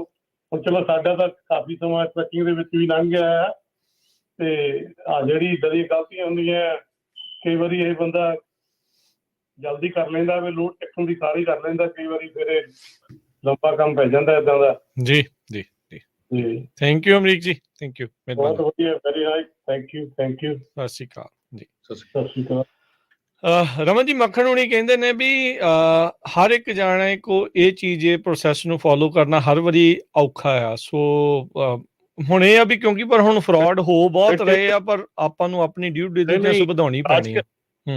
Rajkiran, then take your chances, you know, ਫਿਰ ਚਾਂਸ ਲੈ ਲਓ ਭਾਈ, ਫਿਰ ਦੂਆ ਖੇਡ ਲਓ, ਫਿਰ ਦੇਖ ਲਓ ਵੀ ਜੇ ਤੁਹਾਡਾ ਨਹੀਂ, ਤੁਸੀਂ ਹਰ ਵਾਰੀ ਉਹ ਦੇਖੋ, ਹਰ ਇਹ ਇੱਕ ਤੁਹਾਡੀ ਜਿਹੜੀ ਆ, ਹਰ ਵਾਰੀ ਇਹ ਤੁਹਾਨੂੰ ਕਰਨਾ ਚਾਹੀਦਾ। ਜੇ ਨਹੀਂ ਕਰ ਸਕਦਾ ਤੇ ਉਹ that person is not ready to do those things. ਉਹ ਕਿਸੇ ਕੋਲੋਂ ਆਪਣਾ ਕੰਮ ਕਰਵਾ ਲਓ। ਤੁਸੀਂ ਜੇ ਆਪ ਨਹੀਂ ਕਰ ਸਕਦੇ ਹਰ ਵਾਰੀ ਇਹ ਕੰਮ, ਤੇ ਕਿਸੇ ਕੋਲ ਕਰਵਾ ਸਕਦੇ ਆ। ਫਿਰ ਕਿਸੇ ਹੋਰ ਦੀ ਸਰਵਿਸ ਲੈ ਸਕਦੇ ਆ। ਇਹ ਕੋਈ ਐਕਸਕਿਊਜ਼ ਨਹੀਂ ਹੈਗਾ, ਇਹ ਕੋਈ ਐਕਸਕਿਊਜ਼ ਨਹੀਂ ਹੈਗਾ ਕਿ ਦਵਾਈ ਲੈਣ ਤੋਂ ਪਹਿਲਾਂ ਮੈਂ ਚੈੱਕ ਨਹੀਂ ਕਰਨੀ, ਕਿ ਹਰ ਵਾਰੀ ਨਹੀਂ ਚੈੱਕ ਕਰ ਸਕਦਾ ਦਵਾਈ ਠੀਕ ਹੈ ਕਿ ਨਹੀਂ ਠੀਕ ਹੈ। ਜੀ, 364 ਦਿਨ ਆਪਾਂ ਸਾਰੇ ਸਾਲ ਦਾ ਖਰਚਾ ਖਤਮ ਹੋ ਜਾਣਾ, ਸਾਰੇ ਸਾਲ ਦਾ ਪ੍ਰੋਫਿਟ ਚਲਾ ਜਾਂਦਾ। ਜੀ ਜੀ। ਬਿਲਕੁਲ ਸਰੋਤਿਓ, ਜਿੰਨੇ ਵੀ ਸਾਡੇ ਸਰੋਤੇ ਆ, ਤੁਹਾਡਾ ਕੋਈ ਵੀ ਕੁਐਸਚਨ, ਕੁਝ ਸੰਗਣ ਵਾਲੀ ਗੱਲ ਨਹੀਂ, ਕਿਉਂਕਿ ਆਪਾਂ ਵੀ ਸਾਰੇ ਸਿੱਖ ਰਹੇ ਹੈਗੇ ਆ। ਕਾਲ ਕਰ ਲਓ 408 272 5200। ਓਂਕਾਰ ਜੀ, ਸਤਿ ਸ਼੍ਰੀ ਅਕਾਲ। ਸਤਿ ਸ਼੍ਰੀ ਅਕਾਲ ਭਾਜੀ। ਸਤਿ ਸ਼੍ਰੀ ਅਕਾਲ ਭਾਜੀ। ਭਾਜੀ ਮੇਰਾ ਇੱਕ ਕੁਐਸਚਨ ਹੈ, ਕੱਲ ਨਾ ਡਰਾਈਵਰ ਨੂੰ ਫੋਨ ਕੀਤਾ ਕੋਟਰਮੋਟ ਸਕੇਲ ਦੇ ਉੱਪਰ। ਜੀ ਜੀ ਜੀ, ਓਕੇ ਜੀ ਜੀ। ਡਰਾਈਵਰ ਨੂੰ ਫੋਨ ਕੀਤਾ, ਪਰ ਲੈਵਲ 1 ਦੀ ਇੰਸਪੈਕਸ਼ਨ ਹੋਈ ਆ, ਉਹ ਸਟਿੱਕਰ ਤਾਂ ਲਾਤਾ ਉਹਨਾਂ ਨੇ ਨਾ, ਪਰ ਉਹਨਾਂ ਨੇ ਉਹਨੂੰ ਵਾਇਓਲੇਸ਼ਨ ਦਿੱਤੀ ਹੈ ਕਿ ਤੂੰ ਸਾਨੂੰ ਜਿਹੜੀ ਹੈਗੀ ਹੈ ELD ਟ੍ਰਾਂਸਫਰ ਨਹੀਂ ਕੀਤੀ, ਪਰ ਜਦ ਕਿ ਉਹਨੇ ਕਰਤੀ ਸੀ। ਤੇ ਬਾਅਦ ਵਿੱਚ ਜਿਹੜਾ ਅਫਸਰ ਚੈੱਕ ਕਰ ਰਿਹਾ ਸੀ, ਉਹਨੇ ਉਹਦੀ ਟਰੱਕ ਦੀ ਚਾਬੀ ਲੈ ਕੇ ਵੀ ਥੱਲੇ ਸਿੱਟੀ ਹੈ ਫਲੋਰ ਦੇ ਉੱਪਰ ਬੜੀ ਜ਼ੋਰ ਨਾਲ, ਤੇ ਬਾਅਦ ਚ ਯਾਨੀ ਕਿ ਬੜਾ ਰੂਡ ਬਿਹੇਵ ਕੀਤਾ ਉਹਨੇ। ਸੋ ਇਹਦਾ ਕੀ ਆਪਸ਼ਨ ਹੋ ਸਕਦੀ? ਇਹ ਜਿਹੜੀ ਹੈਗੀ ਆ ਵਾਇਓਲੇਸ਼ਨ, ਇਹ ਕਿੱਥੇ ਖੜਦੀ ਆ ਕੇ, ਮਤਲਬ ਆਪਾਂ ਨੂੰ ਵਾਇਓਲੇਸ਼ਨ ਲੈਣੀ ਚਾਹੀਦੀ, ਉਹਨਾਂ ਗੱਲ ਕਰਨੀ ਚਾਹੀਦੀ ਹੈ, ਕੀ ਹੈਗਾ ਜੀ? ਨਹੀਂ, ਵਾਇਓਲੇਸ਼ਨ ਕੀ ਦਿੱਤੀ ਹੈਗੀ? ELD ਡਾਟਾ ਟ੍ਰਾਂਸਫਰ ਨਹੀਂ ਕੀਤਾ ਉਹਨਾਂ ਨੇ, ਇਹ ਕਿਹਾ ਜੀ? ਹਾਂ, ਪਰ ਕਰ ਦਿੱਤਾ ਸੀਗਾ। ਆਈ ਡੋਂਟ ਨੋ ਕਿਉਂ ਇਹਨਾਂ ਲਿਖਿਆ ਹੈ ਨਾ ਇਹਦਾ। ਅੱਛਾ, ਉਹ ਤੁਸੀਂ ਕਹਿੰਦੇ ਵੀ ਕਰਤਾ, ਤੇ ਜਿਹਨੇ ਵਾਇਓਲੇਸ਼ਨ ਦਿੱਤੀ ਉਹ ਕਹਿੰਦੇ ਵੀ ਇਹਨਾਂ ਨੇ ਟ੍ਰਾਂਸਫਰ ਨਹੀਂ ਕੀਤਾ ਡਾਟਾ। ਹਾਂ, ਉਹਨੇ ਵਾਇਓਲੇਸ਼ਨ ਲਿਖ ਕੇ ਦਿੱਤੀ ਹੈ ਕਿ ਇਹਨੇ ਟ੍ਰਾਂਸਫਰ ਨਹੀਂ ਕੀਤਾ, ਬਟ ਉਹਨਾਂ ਨੇ ਸਟਿੱਕਰ ਵੀ ਲਾਤਾ, ਲੈਵਲ 1 ਪਾਸ ਵੀ ਕਰ ਗਿਆ, ਔਨ ਦਾ ਰੋਡ ਹੈ ਡਰਾਈਵਰ, ਬਟ ਉਹ ਜਿਹੜਾ ਪੇਪਰ ਦਿੱਤਾ ਉਹਦੇ ਉੱਪਰ ਉਹਨੇ ਲਿਖਤਾ ਕਿ ਸਾਨੂੰ ਇਹਨਾਂ ਨੇ ELD ਡਾਟਾ ਟ੍ਰਾਂਸਫਰ ਕੀਤਾ ਹੈਗਾ। ਤੇ ਰਮਨ ਜੀ, ਉਦਾਂ ਇਸ ਦਿਸ ਅ ਕਰੈਕਟੇਬਲ ਆਫੈਂਸ? ਉਦਾਂ ਜੇ ਮੰਨ ਲਓ ਵੀ ਜੇ ਕਿਸੇ ਨੇ ਨਹੀਂ ਵੀ ਕੀਤਾ ਹੋਊਗਾ, ਕੀ ਉਹਦੇ ਕੋਲ ਵਕਤ ਹੁੰਦਾ ਵੀ ਕੁਛ ਵੀ ਉਹ ਟ੍ਰਾਂਸਫਰ ਕਰਕੇ ਤੇ ਇਸ ਨੂੰ ਕਰੈਕਟ ਕਰ ਲਵੇ? ਤੇ ਪਰ ਇਹ ਕਹਿ ਰਹੇ ਵੀ ਇਹਦੇ ਟੋਟਲ ਦੋਨੋਂ ਇੱਕ ਦੂਜੇ ਤੋਂ ਵਿਰੋਧਾਭਾਸ ਦੀ ਗੱਲ ਆ। ਦੇਖੋ, ਇਹ ਹੁੰਦਾ ਕਿ ਜਦੋਂ ਤੁਹਾਨੂੰ ਲਾਅ ਇਨਫੋਰਸਮੈਂਟ ਤੁਹਾਡੇ ਕੋਲੋਂ ਡਾਟਾ ਮੰਗਦਾ ਆ, ਉਦੋਂ ਟ੍ਰਾਂਸਫਰ ਹੋਣਾ ਚਾਹੀਦਾ ਹੈ। ਅੱਛਾ, ਠੀਕ ਆ। ਰਾਈਟ ਐਟ ਦੈਟ ਟਾਈਮ ਇਹ ਟ੍ਰਾਂਸਫਰ ਹੋਣਾ ਚਾਹੀਦਾ ਹੈ। ਨੋ ਐਕਸਕਿਊਜ਼ ਹੈ ਇਹਦੇ ਵਿੱਚ ਕਿ ਚਾਹੇ ਉਹ ਡਾਟਾ ਕਰਕੇ ਨਹੀਂ ਹੋਇਆ, ਕਿਸੇ ਚੀਜ਼ ਕਰਕੇ ਨਹੀਂ ਹੋਇਆ, so there is no excuse, ਉਹ ਰਾਈਟ ਵੇ ਟ੍ਰਾਂਸਫਰ ਹੋਣਾ ਚਾਹੀਦਾ ਆ। ਸੋ ਮੈਨੂੰ ਲੱਗਦਾ ਹੈ ਕਿ ਸਿਚੁਏਸ਼ਨ ਕੀ ਬਣੀ ਹੈਗੀ ਆ ਕਿ ਉਹਨਾਂ ਦੀ ਉਹਦੀ ਜਿਹੜੀ ਆ ਰਾਈਟ ਐਟ ਦੈਟ ਟਾਈਮ ਉਹ ਟ੍ਰਾਂਸਫਰ ਨਹੀਂ ਹੋਇਆ, ਬਾਅਦ ਚੋਂ ਟ੍ਰਾਂਸਫਰ ਹੋ ਗਿਆ। ਹੁਣ ਕਈ ਵਾਰੀ ਆਪਾਂ ਈਮੇਲ ਕਰਦੇ ਆ, ਈਮੇਲ ਰਾਈਟ ਵੇ ਨਹੀਂ ਜਾਂਦੀ, ਲੇਟਰ ਔਨ ਚਲੀ ਜਾਂਦੀ ਆ, ਠੀਕ ਆ। ਉਹਦੇ ਚ ਫਿਰ ਕਿਉਂ ਲਾਤਾ, ਉਹ ਕਿਉਂ ਹੋਇਆ, ਜਾਂ ਫਰਸਟ੍ਰੇਸ਼ਨ ਜੇ ਤੇ ਕਹਿੰਦੇ ਉਹਨੇ ਚਾਬੀ ਸਿੱਟੀ ਥੱਲੇ ਜਾਂ ਕੁਝ ਕੀਤਾ, ਮਤਲਬ ਇਹ ਇੱਕ ਇੰਡੀਵਿਜੂਅਲ ਆਫਿਸਰ ਦੀ ਫਰਸਟ੍ਰੇਸ਼ਨ ਹੋ ਸਕਦੀ ਆ। ਮੈਂ ਇਹਨੂੰ ਇਹ ਨਹੀਂ ਕਹਿ ਸਕਦਾ ਵੀ ਕੋਈ ਐਡਾ ਮਸਲਾ ਹੈਗਾ, ਪਰ ਕਰੈਕਟੇਬਲ ਹੈਗਾ, ਕੋਈ ਵੱਡੀ ਗੱਲ ਨਹੀਂ ਹੈਗੀ। ਜੇ ਉਹਨਾਂ ਨੂੰ ਡਾਟਾ ਆਲਰੇਡੀ ਮਿਲ ਗਿਆ ਹੈਗਾ ਤਾਂ ਤੁਸੀਂ ਉਹਨਾਂ ਨੂੰ ਕਹਿ ਸਕਦੇ ਹੈਗੇ ਕਿ ਆਲਰੇਡੀ ਕਰੈਕਟਡ ਹੈਗਾ। ਓਕੇ, ਠੀਕ ਆ। ਸੋ ਮਤਲਬ ਵਾਇਲੇਸ਼ਨ ਦੇ ਸਕਦੇ ਆ, ਪਰ ਉਹ ਵਾਇਲੇਸ਼ਨ ਕਿਉਂਕਿ ਇਹਨਾਂ ਨੇ ਡਾਟਾ ਟ੍ਰਾਂਸਫਰ ਹੋ ਗਿਆ, ਸੋ ਕਰੈਕਟੇਬਲ ਦਾ ਵੀ ਉਹਨੂੰ ਫਿਰ ਉਹ ਫਾਈਨ ਵਗੈਰਾ ਦੇਣ ਦੀ ਲੋੜ ਨਹੀਂ ਉਸ ਚੀਜ਼ ਦੀ। ਨਹੀਂ ਹੁਣ ਏਦਾਂ ਨਾ ਵੀ ਜਿਹੜਾ ਆਪਾਂ ਨਹੀਂ, ਇਹਦੇ ਵਿੱਚ ਕੀ ਹੈ ਜੀ, ਆਪਾਂ ਸੋਚਦੇ ਕਿ ਡਾਟਾ ਟ੍ਰਾਂਸਫਰ ਹੋ ਗਿਆ ਤਾਂ ਵੀ ਡੋਂਟ ਨੋ ਕਿ ਐਕਚੁਅਲੀ ਡਾਟਾ ਟ੍ਰਾਂਸਫਰ ਹੋਇਆ ਕਿ ਨਹੀਂ ਹੋਇਆ। ਆਪਾਂ ਸਿਰਫ ਬਲੇਮ ਕਰਦੇ ਕਿ ਉਹਨੇ। ਸੋ ਓਂਕਾਰ ਜੀ ਇਹਦੇ ਵਿੱਚ ਮੈਂ ਤੁਹਾਨੂੰ ਇਹ ਕਹੂੰਗਾ ਵੀ ਜੋ ਮੰਨ ਲਓ ਵੀ ਤੁਸੀਂ ਇਸ ਚੀਜ਼ ਨੂੰ ਫੋਲੋ ਅਪ ਕਰਦੇ ਆ ਨਾ, ਜਿਹੜੀ ਤੁਹਾਡੀ ELD ਦੀ ਜਿਹੜੀ ਕੰਪਨੀ ਆ, ਤੁਸੀਂ ਉਹਦੇ ਕੋਲੋਂ ਟਾਈਮ ਸਟੈਂਪ ਲੈ ਸਕਦੇ ਆ ਵੀ ਕਿਹੜੇ ਟਾਈਮ ਦੇ ਉੱਤੇ ਈਮੇਲ ਗਈ, ਕਦੋਂ ਉੱਥੇ ਪਹੁੰਚ ਗਈ, ਕਦੋਂ ਸਰਵਰ ਤੋਂ ਹੋਈ। ਫਿਰ ਇਹਦੇ ਨਾਲ ਉਹ ਬੰਦਾ ਜਿਹੜੀ ਚੀਜ਼ ਤੁਸੀਂ ਕਹਿ ਰਹੇ, ਤੁਸੀਂ ਉਹ ਦੂਜੇ ਨੂੰ ਝੁਠਲਾ ਸਕਦੇ ਆ ਵੀ ਨਹੀਂ ਤੂੰ ਝੂਠ ਬੋਲਦਾ ਆ, ਵੀ ਆਹ ਦੇਖੋ ਆਹ ਟਾਈਮ ਸਟੈਂਪ ਆ, ਇੱਥੋਂ ਨਿਕਲ ਗਿਆ ਆ, ਵੀ ਇਹ ਤੁਸੀਂ ਆਪਣੀ ELD ਦੀ ਜਿਹੜੇ ਸਰਵਿਸ ਪ੍ਰੋਵਾਈਡਰ ਆ ਉਹਦੇ ਤੋਂ ਉਹ ਇਨਫੋਰਮੇਸ਼ਨ ਤੁਸੀਂ ਲੈ ਸਕਦੇ ਆ, ਕਨਫਰਮ ਕਰ ਸਕਦੇ ਆ ਵੀ ਹਾਂ ਦੇਖੋ ਵੀ ਅਸੀਂ ਸਰਵਰ ਤੋਂ ਜਿਹੜਾ ਆਪਣੇ ਤੋਂ ਇਹ ਡਾਟਾ ਤੁਹਾਨੂੰ ਟ੍ਰਾਂਸਫਰ ਕਰਤਾ ਸੀ, ਇਹ ਜਾਣ ਕੇ ਕਹਿ ਰਿਹਾ ਹੈ। ਸੋ ਤੁਸੀਂ ਉਸ ਚੀਜ਼ ਨੂੰ ਫੋਲੋ ਕਰ ਸਕਦੇ ਆ। ਜੀ ਤੇ ਰਮਨ ਭਾਜੀ ਇੱਕ ਹੋਰ ਗੱਲ ਹੈ ਕਿ ਜੇ ਅਗਰ ਡਾਟਾ ਟ੍ਰਾਂਸਫਰ ਨਹੀਂ ਹੋਇਆ ਸੀ ਤਾਂ ਉਹਨੇ ਇਹਨੂੰ ਵਾਇਲੇਸ਼ਨ ਦੇ ਕੇ ਇਹਨੂੰ ਸਰਵਿਸ ਕਰਨਾ ਸੀ, ਮਤਲਬ ਜੇ ਕੋਈ ਮਿਸਟੇਕ ਹੁੰਦੀ ਜਾਂ ਕਿਸੇ ਕਾਰਨ ਕਰਕੇ ਨਾ, ਕਿਉਂਕਿ ਉਹਨਾਂ ਨੇ ਲੈਵਲ ਇਹ ਪਾਸ ਵੀ ਕਰਤੀ ਆ, ਹੁੰਦਾ ਰੋਕ ਹੈ, ਨਥਿੰਗ ਕੁਛ ਨਹੀਂ ਹੈਗਾ। ਪਰ ਆਈ ਡੋਂਟ ਨੋ ਨੇ ਇਦਾਂ ਕਿਉਂ ਇਹ ਸਾਰਾ ਕੁਝ ਕੈਮਰੇ 'ਚ ਵੀ ਆਇਆ, ਆਪਣੇ ਟਰੱਕ ਤੇ ਕੈਮਰੇ ਲੱਗੇ ਹੋਏ ਆ, ਉਹ ਸਾਰਾ ਰਿਕਾਰਡਿੰਗ ਕਿਉਂਕਿ ਇਹਦੀ ਇੰਡੀਵਿਜੂਅਲ ਸਿਚੁਏਸ਼ਨ ਹੈਗੀ ਆ, ਇਸ ਕਰਕੇ ਮੈਂ ਕਹਿ ਨਹੀਂ ਸਕਦੇ। ਪਰ ਯੂਜ਼ਲੀ ਜਿਹੜਾ ਹੁੰਦਾ ਹੈ ਕਿ ਜੇ ਡਾਟਾ ਟ੍ਰਾਂਸਫਰ ਨਹੀਂ ਹੁੰਦਾ, ਉਹਦੀ ਵਾਇਲੇਸ਼ਨ ਹੁੰਦੀ ਆ, ਉਹਨੂੰ ਆਊਟ ਆਫ ਸਰਵਿਸ ਨਹੀਂ ਕਰਦੇ ਹੈਗੇ, ਉਹਦੀ ਵਾਇਲੇਸ਼ਨ ਹੁੰਦੀ ਹੈ ਕਿ ਡਾਟਾ ਟ੍ਰਾਂਸਫਰ ਨਹੀਂ ਹੋਇਆ। ਕਈ ਵਾਰੀ ਤੁਸੀਂ ਔਨ ਸਕਰੀਨ ਚੈੱਕ ਕਰ ਸਕਦੇ ਹੋ ਡਾਟਾ ਨੂੰ, ਪਰ ਡਾਟਾ ਤੁਹਾਨੂੰ ਉਹਨਾਂ ਦੀ ਇਲੈਕਟ੍ਰੋਨਿਕਲੀ ਟ੍ਰਾਂਸਫਰ ਨਹੀਂ ਹੋਇਆ ਹੁੰਦਾ। ਸੋ ਇਸ ਕਰਕੇ ਜਿਹੜਾ ਉਹ ਆ ਕਿ ਉਹਦੀ ਵਾਇਲੇਸ਼ਨ ਹੈਗੀ ਆ, ਪਰ ਉਹ ਆਊਟ ਆਫ ਸਰਵਿਸ ਨਹੀਂ ਹੁੰਦਾ ਜੀ। ਇਹਨੂੰ ਕਲੀਅਰ ਕਰਵਾ ਸਕਦੇ ਹੋ ਉਹਨਾਂ ਨਾਲ ਗੱਲ ਕਰਕੇ? ਹੋਣਾ ਤਾਂ ਚਾਹੀਦਾ ਹੈ ਜੀ। ਤੁਸੀਂ ਡਾਟਾ ਜੀ ਜੀ ਡਾਟਾ ਕਿਊ ਦੇ ਉੱਤੇ ਤੁਸੀਂ ਆਪਣਾ ਫਾਈਲ ਕਰ ਸਕਦੇ ਹੋ, ਡਾਟਾ ਕਿਊ ਦੇ ਉੱਤੇ, ਠੀਕ ਹੈ ਜੀ। dataqueue.fmcsa.gov ਉਹਦੇ ਤੇ ਜਾ ਕੇ ਕਰਨਾ ਹੈ ਜੀ ਰਮਨ ਜੀ? ਨਹੀਂ, ਡਾਟਾ ਕਿਊ ਜਿਹੜੀ ਆ ਉਹ ਸਰਚ ਕਰ ਲੈਣਾ। ਠੀਕ ਹੈ, ਓਕੇ ਜੀ। ਅਗਲੇ ਕਾਲਰ ਨੇ ਸਨੀ ਗਰੇਵਾਲ। ਸਤਿ ਸ਼੍ਰੀ ਅਕਾਲ ਜੀ। ਸਤਿ ਸ਼੍ਰੀ ਅਕਾਲ ਬਾਈ ਜੀ। ਸਤਿ ਸ਼੍ਰੀ ਅਕਾਲ। ਸਤਿ ਸ਼੍ਰੀ ਅਕਾਲ ਜੀ। ਬਾਈ ਜਿਹੜਾ ਕਿਸੇ ਦਾ ਤੁਸੀਂ ਦੱਸਿਆ ਨਾ ਟ੍ਰੇਲਰ ਹੋਲਡ ਖੜਾ, ਮੈਨੂੰ ਤਾਂ ਕਾਲ ਆ ਗਈ ਸੀ, ਮੈਂ ਐਂਡ ਵਾਲਾ ਪਾਰਟ ਸੁਣਿਆ। ਮੇਰੇ ਚਾਚੇ ਨਾਲ ਜੀ ਹੋਇਆ ਸੀਗਾ ਸਕੈਮ, ਹਨਾ। ਉਹਨਾਂ ਨੇ ਕਿਸੇ ਹੋਰ ਬ੍ਰੋਕਰ ਦੀ MC ਯੂਜ਼ ਕਰਕੇ ਲੋਡ ਚੁਕਾਤਾ ਸੀਗਾ, ਤੇ ਸਾਨੂੰ ਪਤਾ ਲੱਗ ਗਿਆ ਸੀਗਾ ਵੀ ਇਹ ਲੋਡ ਕਿਸੇ ਮਤਲਬ ਹੋਰ ਦਾ ਵੀ ਸਕੈਮ ਹੋ ਗਿਆ। ਸੋ ਅਸੀਂ ਕੀ ਕੀਤਾ ਸੀਗਾ ਜੀ, ਜਿਹੜਾ ਸ਼ਿਪਰ ਆ ਉਹਨੂੰ ਕਾਲ ਕੀਤੀ ਸੀਗੀ ਤੇ ਰਿਸੀਵਰ ਨੂੰ ਕਾਲ ਕੀਤੀ ਸੀ। ਉਹ ਪਹਿਲਾਂ ਹੱਥ ਪੱਲਾ ਨਹੀਂ ਫੜਾਉਂਦੇ ਸੀ। ਫਿਰ ਮੈਂ ਉਹਨੂੰ ਦੱਸਿਆ, ਮੈਂ ਕਿਹਾ ਤੇਰਾ ਲੋਡ ਸਾਡੇ ਟ੍ਰੇਲਰ 'ਚ ਖੜਾ, ਕਿਉਂਕਿ ਮੈਂ ਕਾਲ ਕੀਤੀ ਸੀਗੀ। ਮੈਂ ਕਿਹਾ ਤੇਰਾ ਲੋਡ ਸਾਡੇ ਟ੍ਰੇਲਰ 'ਚ ਆ, ਮੈਂ ਤੈਨੂੰ ਕੋਈ ਹੋਰ ਨਹੀਂ ਕੁਛ ਕਰ ਰਿਹਾ। ਫਿਰ ਉਹਨਾਂ ਨੇ ਜਿਹੜਾ ਅਸਲੀ ਬ੍ਰੋਕਰ ਸੀਗਾ ਉਹਦਾ ਨੰਬਰ ਦਿੱਤਾ। ਜਦੋਂ ਰੀਅਲ ਬ੍ਰੋਕਰ ਨੂੰ ਕਾਲ ਕੀਤੀ, ਕਿਉਂਕਿ ਉਹ ਰੇਟ ਜ਼ਿਆਦਾ ਦੇ ਗਿਆ ਸੀਗਾ, ਫਿਰ ਉਹਨੂੰ ਮੈਂ ਦੱਸਿਆ ਵੀ ਆਹ ਗੱਲ ਹੋਈ ਆ, ਵੀ ਤੁਹਾਡਾ ਲੋਡ ਸਾਡੇ ਟ੍ਰੇਲਰ 'ਚ ਆ, ਤੇ ਜੇ ਤਾਂ ਤੁਸੀਂ ਕੁਛ ਕਰਨਾ ਤਾਂ ਦੱਸੋ, ਨਹੀਂ ਮੈਂ ਪੁਲਿਸ ਰਿਪੋਰਟ ਕਰਕੇ ਅਸੀਂ ਜਾਂ ਇਹਨੂੰ ਡੰਪ ਕਰਾ ਦੇਣਾ, ਨਹੀਂ ਜਾਂ ਅਸੀਂ ਇਹਨੂੰ ਵੇਚ ਦੇਣਾ, ਹੈ ਨਾ, ਵੀ ਅਸੀਂ ਵੀ ਆਪਦਾ ਲਾਸ ਪੂਰਾ ਕਰਨਾ।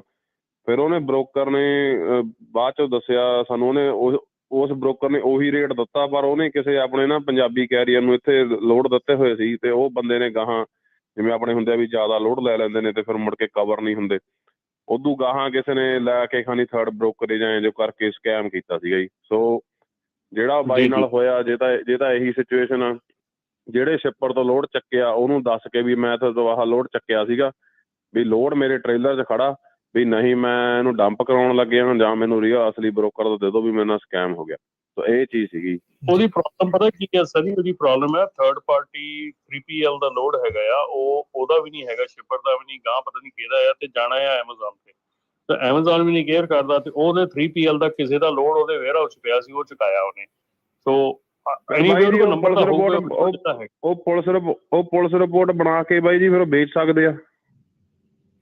ਵੀ ਮੇਰੇ ਨਾਲ ਆਹ ਸਕੈਮ ਹੋਇਆ, ਵੀ ਮੈਨੂੰ ਬ੍ਰੋਕਰ ਹੀ ਦੱਸਦਾ ਵੀ ਮੇਰੀ ਪ੍ਰਾਪਰਟੀ ਆ, ਮੈਂ ਹੁਣ ਫੁਲੀ ਲਾਇਬਲ ਆ ਵੇਚਣ ਦੀ। ਜਿਵੇਂ ਆਪਾਂ ਟੋਅ ਕਰਦੇ ਆ ਜੀ, ਜਿਵੇਂ ਟੋਅ ਵਾਲੀ ਗੱਡੀਆਂ ਨਹੀਂ ਚੱਕ ਕੇ ਲੈ ਜਾਂਦੇ ਤੇ ਮੁੜ ਕੇ ਉਹਨਾਂ ਦੀ ਹੁੰਦੀ ਆ ਵੀ ਇੰਨੇ ਚਿਰ ਬਾਅਦ ਉਹ ਉਹਨਾਂ ਕੋਲੇ ਹੁੰਦੀ ਆ ਅਥਾਰਟੀ ਵੀ ਉਹ ਵੇਚ ਸਕਦੇ ਆ। ਉਹ ਤੁਸੀਂ ਆਪਦਾ ਇੱਕ ਪੇਪਰ ਬਣਾ ਕੇ ਆਪਦੀ ਕੰਪਨੀ ਕੰਨੀਓ ਵੀ ਆਹ ਸਾਡੀ ਕੰਪਨੀ ਦੀ ਪਾਲਿਸੀ ਆ, ਫਟਾਫਟ ਉਹਦਾ ਪ੍ਰਿੰਟ ਹੋ ਜਾਂਦਾ ਉਹਦੀ ਕੰਪਨੀ ਦੇ ਨਾਂ ਤੇ, ਜਿਵੇਂ ਜਿਹੜੀ ਵੀ ਟਰੱਕਿੰਗ ਕੰਪਨੀ ਆ, ਵੀ ਅਸੀਂ ਇੰਨੇ ਦਿਨ ਲੋਡ ਨੂੰ ਲਾਇਬਲ ਰੱਖਦੇ ਹਾਂ, ਉਸ ਤੋਂ ਬਾਅਦ ਉਹ ਲੋਡ ਸਾਡਾ, ਅਸੀਂ ਉਹਨੂੰ ਡੰਪ ਕਰੀਏ ਚਾਹੇ ਸਿੱਟੀਏ, ਫਿਰ ਉਹ ਬਣਾ ਕੇ ਜੀ ਪੁਲਿਸ ਰਿਪੋਰਟ ਕਰਕੇ ਉਹਨੂੰ ਵੇਚ ਸਕਦੇ ਨੇ ਲੋਡ ਨੂੰ, ਜਾਂ ਡੰਪ ਕਰ ਸਕਦੇ ਨੇ। ਠੀਕ ਹੈ ਜੀ, ਥੈਂਕ ਯੂ ਸਨੀ। ਓਕੇ ਜੀ। ਪਿਛਲੇ ਜਿਹੜੇ ਕਾਲਰ ਨੇ ਆਪਾਂ ਨੂੰ ਵਾਇਲੇਸ਼ਨ ਦੀ ਗੱਲ ਕੀਤੀ ਸੀ, ਰਮਨ ਜੀ, ਉਹ ਜਿਹੜਾ 3G 4G ਵਾਲਾ ਜਿਹੜਾ ਚੱਕਰ ਸੀ ELD ਦਾ, ਉਹ ਹੁਣ ਸਾਰਿਆਂ ਨੂੰ 4G ਕਰਨਾ ਪੈਣਾ ਆ ਜਾਂ ਅਜੇ ਵੀ 3G ਵਾਲਾ ਚੱਲੀ ਜਾਂਦਾ ਹੈ? ਨਹੀਂ, 3G ਆਪਾਂ ਇੱਕ ਲਿਸਟ ਦਿੱਤੀ ਸੀ ਵੀ ਕਿਹਨਾਂ ਦਾ 3G ਵਾਲਾ ਜਿਹੜਾ ਆ ਉਹ ਖਤਮ ਹੋ ਰਿਹਾ ਹੈਗਾ, ਕਿਹੜੇ ਕੈਰੀਅਰਸ ਦਾ।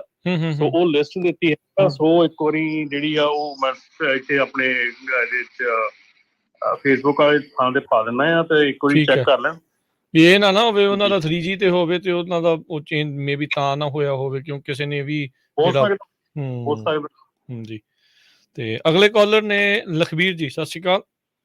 ਹਾਂਜੀ, ਸਤਿ ਸ਼੍ਰੀ ਅਕਾਲ ਭਾਜੀ। ਮੈਂ ਕੁਐਸਚਨ ਪੁੱਛਣਾ ਸੀਗਾ ਜੀ। ਜੇ ਆਪਾਂ ਟਰੱਕ ਬਾਈ ਕਰਦੇ ਆ, ਮੈਂ ਉਹਦੇ ਬਾਰੇ ਪੁੱਛਣਾ, ਉਹ ਕਿੰਨਾ ਚਿਰ ਤੇ ਕਿੰਨੇ % ਆਪਾਂ ਨੂੰ ਆਊਟ ਆਫ ਸਟੇਟ ਚਲਾਉਣਾ ਪੈਣਾ, ਤੇ ਉਹਦੇ ਨਾਲ ਆਪਾਂ ਨੂੰ ਸੇਲਸ ਟੈਕਸ ਸੇਵ ਹੋ ਜਾਵੇ। ਹਾਂਜੀ, ਦੇਖੋ ਜੀ, ਉਹ ਤੁਹਾਨੂੰ ਪਹਿਲਾ ਲੋਡ ਸਟੇਟ ਦੇ ਬਾਹਰੋਂ ਲੈ ਕੇ ਆਉਣਾ ਪੈਂਦਾ ਤੁਹਾਨੂੰ। ਜਿਹੜਾ ਤੁਹਾਡਾ ਜਿਹੜੇ ਤੁਸੀਂ ਡੀਲਰ ਕੋਲ ਬਾਈ ਕੀਤਾ, ਉਹ ਤੁਹਾਨੂੰ ਦੱਸ ਦੂਗਾ ਤੁਸੀਂ ਕੀ ਕਰਨਾ ਹੈ ਮੇਨ, ਜਾਂ ਤੁਹਾਡਾ ਜਿਹਦੇ ਕੋਲ ਤੁਸੀਂ ਪੇਪਰ ਕਰਵਾਇਆ ਹੈਗਾ ਉਹ ਤੁਹਾਨੂੰ ਐਗਜ਼ੈਕਟਲੀ ਦੱਸ ਦੂਗਾ ਤੁਸੀਂ ਕਿੱਦਾਂ। ਸੋ ਤੁਸੀਂ ਜਿਹਨਾਂ ਕੋਲ ਪੇਪਰ ਕਰਵਾਉਣੇ ਉਹਨਾਂ ਨੂੰ ਇੱਕ ਵਾਰੀ ਉਹਨਾਂ ਨਾਲ ਜ਼ਰੂਰ। ਹਾਂਜੀ ਜੀ ਠੀਕ ਹੈ ਜੀ। ਜਿਨ੍ਹਾਂ ਤੋਂ ਪੇਪਰ ਕਰਵਾਏ ਆ ਨਾ, ਤੁਸੀਂ ਪੇਪਰ ਵਰਕ ਸਾਰਾ ਉਹਨਾਂ ਨੂੰ ਵੀ ਪਤਾ ਹੋਣਾ, ਤੇ ਜਾਂ ਜਿਹੜੇ ਡੀਲਰ ਨੇ ਸੈਲ ਕੀਤਾ ਉਹ ਤੁਹਾਨੂੰ ਪੂਰੀ ਤਰ੍ਹਾਂ ਐਕਸਪਲੇਨ ਕਰੂਗਾ। ਡੀਲਰ ਨਹੀਂ ਜੀ, ਪ੍ਰਾਈਵੇਟ ਸੇਲਸ ਆ, ਤੇ ਉਹਨੂੰ ਬੜਾ ਪਤਾ ਨਹੀਂ। ਚਲੋ ਕੋਈ ਨਹੀਂ, ਜਿਨ੍ਹਾਂ ਨੇ ਤੁਹਾਡਾ MC ਫਾਈਲਿੰਗ ਜਾਂ ਹੋਰ ਸਾਰਾ ਕਰਨਾ, ਉਹਨਾਂ ਨੂੰ ਪਤਾ ਸਾਰਾ ਕੁਝ, ਉਹਨਾਂ ਨੂੰ ਕਰਵਾ ਸਕਦੇ ਜੀ। ਓਕੇ ਜੀ, thank you bye. Thank you ਜੀ। ਇੱਕ ਦਾ ਆਪਣੇ ਲਿਖਦੇ ਨੇ ਫੇਸਬੁੱਕ ਵਾਲੇ ਵੀ 49% ਕੈਲੀਫੋਰਨੀਆ ਤੇ 51 ਆਊਟ ਆਫ ਕੈਲੀਫੋਰਨੀਆ। ਹੁਣ ਇਹ ਆਪਾਂ ਕਨਫਰਮ ਤਾਂ ਨਹੀਂ ਕਰਦੇ ਇਹ ਕਿਸੇ ਨੇ ਜਿਹੜਾ ਉਹ ਅੱਛਾ ਇਹ ਨਹੀਂ ਇਹ ਗੱਲ ਕਰ ਰਹੇ ਆ। ਉਹ ਜਿਹੜੇ ਸੇਲਸ ਟੈਕਸ ਦੀ ਗੱਲ ਕਰਦੇ, ਨਵਾਂ ਟਰੱਕ ਬਾਏ ਕਰਨ ਵੇਲੇ ਹੁੰਦਾ ਕਿ ਤੁਸੀਂ ਪਹਿਲਾ ਲੋਡ ਬਾਹਰੋਂ ਚੱਕ ਕੇ ਲਿਆਏ ਗਏ ਹੁੰਦੇ ਆ, ਤਾਂ ਉਹ ਇੱਕ ਸੈਟਅਪ ਪਹਿਲਾਂ ਕਰਨਾ ਪੈਂਦਾ, ਔਰ ਉਸ ਤੋਂ ਬਾਅਦ ਤੁਹਾਡਾ ਜਿਹੜਾ ਲੋਡ ਹੈਗੇ ਆ ਉਹ ਜ਼ਿਆਦਾਤਰ, ਕਿਉਂਕਿ ਕੈਲੀਫੋਰਨੀਆ ਦੇ ਵਿੱਚ ਤਾਂ ਟਰੱਕ 25% ਹੀ ਚੱਲਦਾ ਹੈਗਾ। ਸੋ ਬਾਕੀ ਦਾ ਟਰੱਕ ਜਿਹੜਾ ਹੈ ਆਊਟ ਚੱਲਦਾ ਹੈਗਾ ਜੇ ਤੁਸੀਂ ਬਾਹਰ ਚਲਾ ਰਹੇ ਕੈਲੀਫੋਰਨੀਆ ਤੋਂ। ਸੋ ਬਾਹਰ ਦਾ ਨਹੀਂ ਕੋਈ ਰੌਲਾ ਹੁੰਦਾ ਜੇ ਤੁਸੀਂ ਬਾਹਰ ਨੂੰ ਚੱਲਣਾ ਹੈਗਾ। ਜੇ ਤੁਸੀਂ ਸਿਰਫ ਕੈਲੀਫੋਰਨੀਆ ਨੇਵਾਡਾ ਕਰਨਾ ਹੈਗਾ ਦੈਨ ਉਹ ਪ੍ਰੋਬਲਮ ਪੈਂਦੀ ਹੈਗੀ ਆ, ਪਰ ਪਹਿਲਾ ਲੋਡ ਜਿਹੜਾ ਹੈਗਾ ਉਹ ਤੁਹਾਨੂੰ ਬਾਹਰੋਂ ਚੱਕ ਕੇ ਲਿਆਉਣਾ ਪੈਂਦਾ। ਠੀਕ ਹੈ। ਅਮਨਦੀਪ, ਸਤਿ ਸ਼੍ਰੀ ਅਕਾਲ। ਹਾਂਜੀ, ਸਤਿ ਸ਼੍ਰੀ ਅਕਾਲ ਰਮਨ ਜੀ, ਸਾਰਿਆਂ ਨੂੰ ਸਤਿ ਸ਼੍ਰੀ ਅਕਾਲ। ਸਤਿ ਸ਼੍ਰੀ ਅਕਾਲ। ਮੇਰਾ ਸਵਾਲ ਸੀਗਾ ਜੀ, ਮੈਂ ਨਾ ਅੱਜ ਓਵਰਡਰਾਈਵ ਤੇ ਪੜ੍ਹ ਰਿਹਾ ਸੀਗਾ, ਜਿਹੜੀ ਸਪੀਡ ਲਿਮਿਟਰ ਬਾਰੇ ਕੋਈ ਇਨਫੋਰਮੇਸ਼ਨ ਹੈਗੀ, ਕੋਈ ਅਪਡੇਟ ਹੈਗੀ ਆ? ਕੋਈ ਗਵਰਨ ਸਪੀਡ ਵਾਲਾ ਅੱਜ ਆਇਆ ਉਹਨਾਂ ਦਾ ਵੀ like speed limits other regs proposal slated for 2023। ਇਦਾਂ ਦਾ ਕੋਈ ਨਹੀਂ ਆਇਆ ਜੀ। ਆਪਣੇ ਜਿਹੜੇ ਕਮੈਂਟਸ ਪੀਰੀਅਡ ਦੇ ਵਿੱਚ ਕਮੈਂਟਸ ਕੀਤੇ ਸੀ ਉਹ ਗਏ ਆ, ਉਹਨਾਂ ਦਾ ਕਮੈਂਟ ਪੀਰੀਅਡ ਹੁਣ ਪਿੱਛੇ ਜੇ ਖਤਮ ਹੋਇਆ ਹੈਗਾ, ਤਾਂ ਉਹਦੇ ਬਾਰੇ ਕੋਈ ਨਿਊਜ਼ ਹੋ ਸਕਦੀ ਆ, ਪਰ ਉਦਾਂ ਕੋਈ ਏਦਾਂ ਉਹ ਨਹੀਂ ਆਇਆ ਕੋਈ। ਤੁਸੀਂ ਨਾ ਜਰੂਰ ਜਾ ਕੇ ਓਵਰਡਰਾਈਵ ਦਾ ਜਰੂਰ ਜਾ ਕੇ ਅਪਡੇਟ ਪੜੋ, ਹੁਣੇ ਆਈ ਆ। ਲਾਈਕ ਮੈਨੂੰ ਲੱਗਿਆ, ਮੈਂ ਕਿਹਾ ਵੀ ਇਹ ਹੋ ਸਕਦਾ ਹਾਂਜੀ ਅਜੇ ਸਾਰੀ ਜਿਹੜੀ ਉਹ ਨਾ ਪੜ੍ਹੀ ਗਈ ਹੋਵੇ, ਤੇ ਚਲੋ ਕੋਈ ਨਹੀਂ, ਆਪਾਂ ਨੈਕਸਟ ਟਾਈਮ ਫਿਰ ਜਿਹੜਾ ਜ਼ਰੂਰ ਇਸ ਦੇ ਬਾਰੇ ਦੱਸਾਂਗੇ। ਥੈਂਕ ਯੂ, ਮਿਹਰਬਾਨੀ ਜੀ। ਚਰਨਜੀਤ ਜੀ, ਸਤਿ ਸ਼੍ਰੀ ਅਕਾਲ। ਹਾਂਜੀ, ਸਤਿ ਸ਼੍ਰੀ ਅਕਾਲ ਜੀ ਸਾਰਿਆਂ ਨੂੰ। ਸਤਿ ਸ਼੍ਰੀ ਅਕਾਲ। ਹਾਂਜੀ ਭਾਜੀ, ਜਿਹੜਾ ਰਮਨ ਭਾਜੀ ਹੁਣਾਂ ਨੇ ਹੁਣੇ ਸਟੇਟਮੈਂਟ ਦਿੱਤੀ ਆ ਸੈਲਫ ਇੰਪਲੋਇਡ 1099 ਵਾਲੇ 0 ਸੋਸ਼ਲ ਸਿਕਿਉਰਿਟੀ ਮਿਲਣੀ ਆ, ਉਹ ਗਲਤ ਆ ਸਟੇਟਮੈਂਟ। ਜਿਹੜਾ ਸੈਲਫ ਇੰਪਲੋਇਮੈਂਟ ਟੈਕਸ ਦਿੰਦਾ ਉਹ ਕੁਆਲੀਫਾਈ ਕਰਦਾ ਵਾ ਸੋਸ਼ਲ ਸਿਕਿਉਰਿਟੀ ਬੈਨੀਫਿਟ ਲਈ। ਜਿਹੜਾ ਫਾਈਕਾ ਟੈਕਸ ਆ ਫੁੱਲੀ ਉਹਨੂੰ ਦੇਣਾ ਪੈਂਦਾ। ਜਿਹੜਾ ਇੰਪਲੋਈ ਆ ਉਹ ਹਾਫ ਇੰਪਲੋਇਰ ਦਿੰਦਾ, ਹਾਫ ਇੰਪਲੋਈ ਦਿੰਦਾ। ਭਾਜੀ ਤੁਸੀਂ ਉਹ ਗੱਲ ਕਰ ਰਹੇ ਜਿਹੜਾ W2 ਲੈਂਦਾ, ਮੈਂ ਉਹਦਾ ਕਿਹਾ ਉਹਨੂੰ ਮਿਲੂਗਾ। ਜਿਹੜਾ 1099 ਤੇ ਉਹਦੀ ਗੱਲ ਕਰਦੇ ਆ ਭਾਜੀ। 1099 ਵਾਲਾ ਵੀ ਜਿਹੜਾ ਆਪਣਾ ਸੈਲਫ ਇੰਪਲੋਇਡ ਟੈਕਸ ਦਿੰਦਾ ਨਾ, ਫਾਈਕਾ ਟੈਕਸ ਦਿੰਦਾ ਵਾ, ਉਹ ਕੁਆਲੀਫਾਈ ਕਰਦਾ ਸੋਸ਼ਲ ਸਿਕਿਉਰਿਟੀ ਬੈਨੀਫਿਟ ਲਈ। ਜਿਹੜਾ 1099 ਆ ਉਹ ਸਿਰਫ ਫੈਡਰਲ ਟੈਕਸ ਪੇ ਕਰਦੇ ਆ, ਸਟੇਟ ਟੈਕਸ ਪੇ ਨਹੀਂ ਕਰਦੇ ਹੈਗੇ। ਤੁਸੀਂ ਇੱਕ ਚੈੱਕ ਕਰੋ ਇੱਕ ਵਾਰੀ ਆਪਣੇ ਜਿਹੜੇ ਨਾ ਸਾਰੇ CPS ਨਹੀਂ ਪੇ ਕਰਦੇ ਹੈਗੇ। ਮੈਜੋਰਟੀ ਜਿਹੜੇ CP ਆ ਉਹ ਸਾਰੇ ਦੇ ਸਾਰੇ ਫੈਡਰਲ ਟੈਕਸ ਪੇ ਕਰਦੇ। ਸੋ ਇਸ ਕਰਕੇ ਜਿਹੜਾ ਫੈਡਰਲ ਇਨਕਮ ਟੈਕਸ ਹੈ ਉਹ ਸਿਰਫ ਪੇ ਹੁੰਦਾ ਆ। ਸਟੇਟ ਦਾ ਜਿਹੜਾ ਫਾਈਕਾ ਉਹ ਸਾਰੇ ਟੈਕਸ ਹੈਗੇ ਆ ਉਹ ਕੋਈ ਨਹੀਂ ਪੇ ਕਰਦਾ ਹੈ। ਇਸ ਕਰਕੇ ਰਿਟਾਇਰਮੈਂਟ 1099 ਵਾਲੇ ਦੀ ਰਿਟਾਇਰਮੈਂਟ ਆਲਮੋਸਟ ਜ਼ੀਰੋ ਦੇ ਕਲੋਜ਼ ਹੁੰਦੀ ਆ। ਜਿਹੜੀ ਗਵਰਨਮੈਂਟ ਦੀ ਰਿਟਾਇਰਮੈਂਟ ਆ $1200-1500 ਆ, $1200 ਉੱਥੇ ਇੱਕ ਰਿਟਾਇਰਮੈਂਟ ਲੱਗਦੀ ਜਿਹੜੀ ਸੋਸ਼ਲ ਸਿਕਿਉਰਿਟੀ ਮਤਲਬ ਤੁਹਾਡਾ ਜਿਹੜਾ ਜੀ। ਨਹੀਂ ਭਾਜੀ ਉਹਨਾਂ ਦੇ ਵੈਬਸਾਈਟ ਕਹਿ ਰਿਹਾ ਵੀ ਸੈਲਫ EMPLOYE ਆ, ਕੁਆਲੀਫਾਈ ਕਰਦਾ ਭਾਜੀ ਜੇ ਉਹ ਪੇ ਕਰੂਗਾ ਫਾਈਕਾ ਤਦੇ ਹੀ ਆ ਨਾ, ਜੇ ਪੇ ਨਹੀਂ ਕਰਦੇ ਹੈਗੇ ਉਹਦੇ 'ਚ ਵੀ ਆਪਸ਼ਨ ਆ ਨਾ। ਫਾਈਕਾ ਤਾਂ ਭਾਜੀ ਜਦੋਂ ਤੁਸੀਂ ਟੈਕਸ ਫਾਈਲ ਕਰਦੇ ਆ ਤੁਹਾਡੀ ਇਨਕਮ ਜੇ ਉਸ ਲੈਵਲ ਦੀ ਆ ਤੁਹਾਨੂੰ ਰਿਕੁਆਇਰਡ ਆ, ਤੁਸੀਂ ਪੇ ਕਰਨ ਤੋਂ ਬਗੈਰ ਉਹ ਟੈਕਸ ਹੀ ਨਹੀਂ ਫਾਈਲ ਹੁੰਦਾ। ਭਾਜੀ 70,000 ਦਾ 1099 ਆ ਤੇ ਇਨਕਮ ਜਾ ਕੇ ਫਾਈਲ ਕਰਦੇ ਹੋ 30,000 ਦੀ। 30 ਵੀ ਨਹੀਂ ਭਾਜੀ 20 ਹੁੰਦੀ ਆ। ਮੈਂ ਇੰਸ਼ੋਰੈਂਸ ਕਰਦਾ, ਮੈਨੂੰ ਪਤਾ ਪੈਂਦਾ ਵੀ ਨੈਟ ਇਨਕਮ ਜਿਹੜੀ ਟੈਕਸੇਬਲ ਕਿੰਨੀ ਆ ਉਹਦੀ। ਪਰ ਜੇ ਉਹਦੀ 100,000 ਆ ਜਾਂ 85,000 ਆ ਜਾਂ ਲੈਸ ਆ ਉਹ ਸਾਰੇ ਉਹਨੂੰ ਪੇ ਕਰਨੇ ਪੈਣਗੇ। ਨਹੀਂ ਜੇ ਤਾਂ ਦੇਖੋ ਸਹੀ ਤਰੀਕੇ ਦੇ ਨਾਲ ਕਰ ਰਹੇ ਆ ਫਾਈਲ ਦਾ ਪੇ ਕੌਣ ਕਰਦਾ ਆ?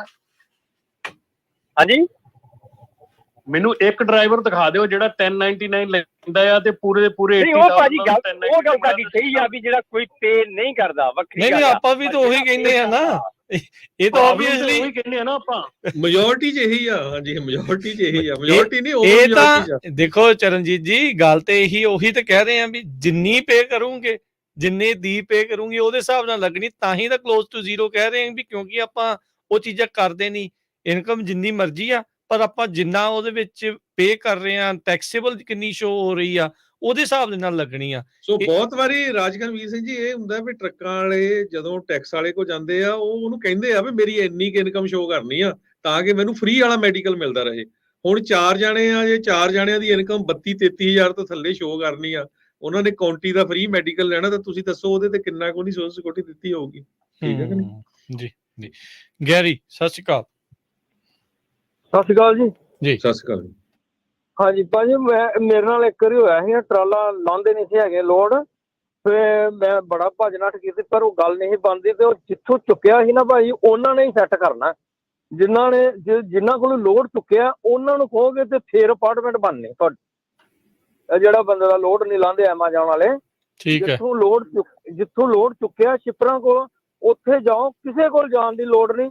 ਉਹਨਾਂ ਨੇ ਤੁਹਾਨੂੰ ਸੈੱਟ ਕਰਕੇ ਦੇਣਾ, ਜਾਂ ਵਾਪਸ ਲੈਣਗੇ ਜਾਂ ਉਹ ਲਵਾਉਣਗੇ। ਠੀਕ ਹੈ ਜੀ। ਓਕੇ ਥੈਂਕ ਯੂ ਜੀ, ਥੈਂਕ ਯੂ, ਮਿਹਰਬਾਨੀ ਜੀ, ਧੰਨਵਾਦ। ਅਗਲੇ ਕਾਲਰ ਹਰਦਿਆਲ। ਸਤਿ ਸ਼੍ਰੀ ਅਕਾਲ ਭਾਜੀ। ਸਤਿ ਸ਼੍ਰੀ ਅਕਾਲ ਭਾਈ। ਜਿਹੜਾ ਕਹਿੰਦੇ ਆ ਈਜੀ ਦਾ ਆਪਣਾ 3G ਤੇ 4G ਦਾ ਮੈਂ ਕਾਲ ਕੀਤੀ ਸੀ ਨਾ ਟਰੱਕ ਐਕਸਲ ਦੀ ਹੈ ਨਾ ਈਜੀ, ਉਹ ਕਹਿੰਦੇ ਤੁਹਾਡੀ ਡਿਵਾਈਸ ਚਾਹੀਦੀ ਹੈ, ਸਾਡੇ ਡਿਵਾਈਸ ਨਾਲ ਉਹਦਾ ਕੋਈ ਮਤਲਬ ਨਹੀਂ ਹੈ। ਉਹ ਕਹਿੰਦੇ ਕੀ ਜੀ ਸਾਡੀ ਡਿਵਾਈਸ ਤਾਂ ਹੈਗੀ ਆ 4G ਆ ਜਿਹੜੀ ਆਪਣੇ ਟੈਬਲੇਟ ਆ।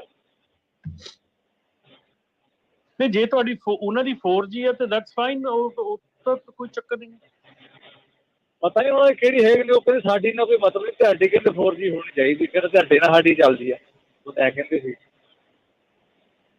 ਨਹੀਂ ਮੈਨੂੰ ਸਮਝਿਆ ਨਹੀਂ, ਤੁਹਾਡੀ ਗੱਲ ਹੀ ਨਹੀਂ ਸਮਝਿਆ ਕਿ ਤੁਸੀਂ ਕਹਿੰਦੇ ਕਿ ਉਹਨਾਂ ਦੀ ਜਿਹੜੀ ਡਿਵਾਈਸ ਤੁਹਾਨੂੰ ਕੰਪਨੀ ਨੇ ਦਿੱਤੀ ਉਹ 4G ਆ। ਪਤਾ ਨਹੀਂ ਹੁਣ ਉਹ ਕਹਿੰਦੇ ਸਾਡੇ ਡਿਵਾਈਸ ਦਾ ਕੋਈ ਮਤਲਬ ਨਹੀਂ ਆ 4G ਸਾਡੀ ਦਾ, ਤੇ ਸਾਡੀ ਜਿਹੜੀ ਆ ਹੈਗੀ ਆ ਟੈਬਲੇਟ ਉਹਦੇ ਨਾਲ ਸਾਡਾ ਡਿਵਾਈਸ ਚੱਲਦਾ ਆ। ਟਰੱਕ ਐਕਸ ਵਾਲਿਆਂ ਦੀ ਗੱਲ ਆ। ਇਹ ਨਹੀਂ ਮੈਨੂੰ ਮੈਂ ਤੁਹਾਡੀ ਗੱਲ ਸਮਝ ਨਹੀਂ ਆਈ ਕਿ ਜਿਹੜੀ ਡਿਵਾਈਸ ਹੈ ਨਾ, ਜਿਹੜੀ ਥੱਲੇ ਡਿਵਾਈਸ ਲੱਗੀ ਆ, ਜਿਹੜੀ ਤੁਹਾਡੀ ਟਰੱਕ ਨਾਲ ਲੱਗਦਾ ਆ, ELD ਲੱਗਦੀ ਆ, ਉਹ 4G ਕੰਪੈਟੀਬਲ ਹੋਣੀ ਚਾਹੀਦੀ ਬਸ। ਪਰ ਹੁਣ ਸਾਨੂੰ ਕਿੱਦਾਂ ਪਤਾ ਲੱਗੂ ਹੈ ਕਿ ਨਹੀਂ, ਪਰ ਉਹਨਾਂ ਨੇ ਫੋਨ ਕੀਤਾ ਕਿ ਸਾਡੇ ਨਾਲ ਤਾਂ ਉਹਨਾਂ ਕੋਈ ਹੈ ਨਹੀਂ ਮਤਲਬ ਕਿ ਤੁਹਾਡੇ ਜਿਹੜਾ ਡਿਵਾਈਸ ਹੈ ਤੁਹਾਡੇ ਕੋਲ ਜਿਹੜੀ ਟੈਬਲੇਟ ਯੂਜ਼ ਕਰਦੇ ਆ ਜਾਂ ਫੋਨ ਯੂਜ਼ ਕਰਦੇ ਆ ਉਹ 4G ਹੋਣਾ ਚਾਹੀਦਾ। ਜਦ ਪਹਿਲਾਂ ਲਈ ਜਾਂਦੀ ਉਹ ਚੱਲੀ ਜਾਂਦੀ। ਇਹ ਤੁਹਾਨੂੰ ਉਹਨਾਂ ਨਾਲ ਗੱਲ ਕਰ ਇਹਦੇ ਵਿੱਚ ਰਮਨ ਜੀ ਮੈਂ ਤੁਹਾਨੂੰ ਇਹ ਪੁੱਛਣਾ ਚਾਹੁੰਦਾ ਵੀ ਇਹ ਜਿਹੜਾ ਡਾਟਾ ਟ੍ਰਾਂਸਫਰ ਆ ਉਹ ਸਿੱਧਾ ਜਿਹੜੀ ਡਿਵਾਈਸ ਜਿਹੜੀ ਲੱਗੀ ਉਹਦੇ ਥਰੂ ਹੁੰਦਾ ਹੈ, ਫਿਰ ਫੋਨ ਦੇ ਥਰੂ ਹੁੰਦਾ ਜਾਂ ਜਿਹੜਾ ਵਿਚਾਲੇ ਜਾਂ ਜਿਹੜਾ ਆਈਪੈਡ ਜਾਂ ਜਿਹੜਾ ਟੈਬਲੇਟ ਲੱਗੀ ਆ ਉਹਦੇ ਥਰੂ ਡਾਟਾ ਟ੍ਰਾਂਸਫਰ ਕੀਤਾ ਜਾਂਦਾ ਹੈ? ਹਰ ਇੱਕ ਚੀਜ਼ ਦੇ ਥਰੂ ਹੋ ਸਕਦਾ। ਜਿਹੜੀ ਟੈਬਲੇਟ ਹੈ ਉਹ ਵੀ ਜਿਹੜੀ ਤੁਹਾਡੀ ਟੈਬਲੇਟ ਦੇ ਉੱਤੇ ਉਹਨਾਂ ਪਲਾਨ ਹੁੰਦੀ ਆ ਉਹ ਵੀ ਡਾਟਾ ਟ੍ਰਾਂਸਫਰ ਕਰ ਸਕਦੀ ਆ। ਕਈ ਜਿਹੜੇ ਕੈਰੀਅਰ ਹੈਗੇ ਆ ਉਹਨਾਂ ਨੇ 3G ਸਰਵਿਸ ਡ੍ਰੌਪ ਕਰਤੀ ਆ, ਜੇ ਤੁਹਾਡਾ ਜਿਹੜਾ ਇਕਵਿਪਮੈਂਟ ਹੈਗਾ ਉਹ 3G ਤੇ ਚੱਲ ਰਿਹਾ ਹੈਗਾ ਤੇ ਤੁਹਾਡਾ ਜਿਹੜਾ ਰਿਸੀਵਰ ਹੈਗਾ ਉਹ 4G ਤੇ ਚੱਲ ਰਿਹਾ ਹੈਗਾ, ਜਿਹੜਾ ਲਾਅ ਐਨਫੋਰਸਮੈਂਟ ਹੈਗਾ, ਤੇ ਉਹ ਤੁਹਾਡਾ ਡਾਟਾ ਟ੍ਰਾਂਸਫਰ ਨਹੀਂ ਹੋਣਾ ਤੁਹਾਡੇ ਟੈਬਲੇਟ ਤੋਂ ਜਾਂ ਤੁਹਾਡੇ ਫੋਨ ਤੋਂ ਜਾਂ ਤੁਹਾਡਾ ਜਿਹੜਾ ਵੀ ਸਿਸਟਮ ਤੁਸੀਂ ਯੂਜ਼ ਕਰਦੇ ਆ, ਠੀਕ ਹੈ ਨਾ। ਸੋ ਇਸ ਕਰਕੇ ਆਪਾਂ ਇਹ ਕਹਿੰਦੇ ਆ ਕਿ ਤੁਹਾਡੇ ਜਿਹੜੇ ਵੱਖਰੇ ਵੱਖਰੇ ਆਪਣੇ ਹੈਗੇ ਆ ਜਿਹੜੇ ਆਪਣੇ ਕੈਰੀਅਰਸ ਹੈਗੇ ਆ, ਉਹਨਾਂ ਦਾ ਜਿਹੜਾ ਆ ਉਹ ਦੇਖਣਾ ਪੈਣਾ ਤੁਹਾਨੂੰ ਕਿ ਉਹਨਾਂ ਨੇ ਕਦੋਂ ਉਹਨੂੰ 3G ਸਨਸੈਟ ਕੀਤਾ ਹੈਗਾ।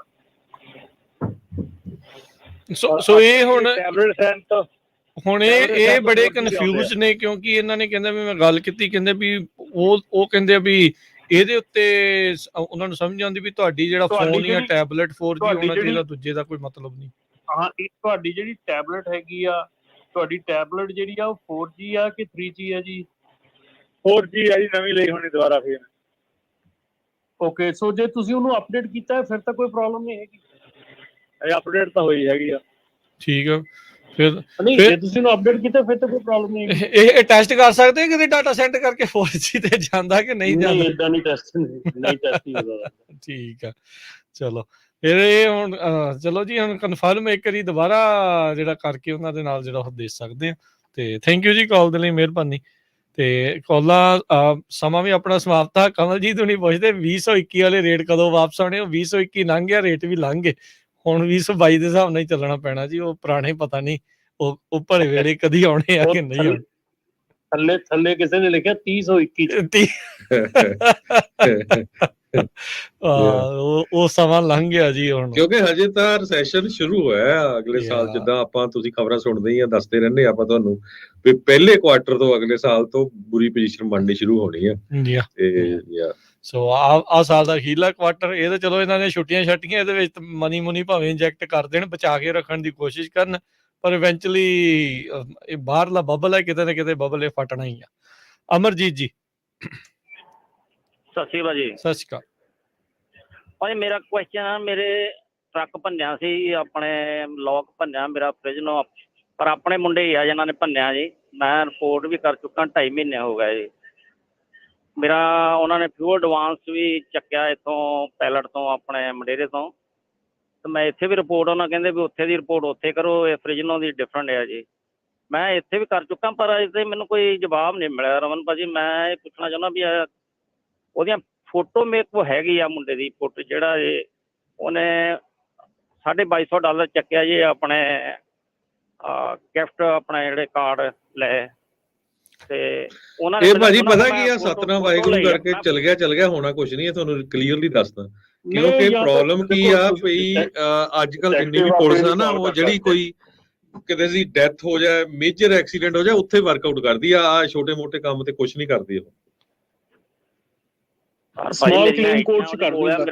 ਮੇਰਾ ਫੋਨ ਚੱਕਿਆ ਉਹਨੇ, ਉਹ ਮੇਰੀਆਂ ਆਈਡੀਆਂ, ਉਹ ਤਾਂ ਕਾਰਡ ਅਪਲਾਈ ਕਰੀ ਜਾਂਦਾ ਉੱਤੇ ਦਾ।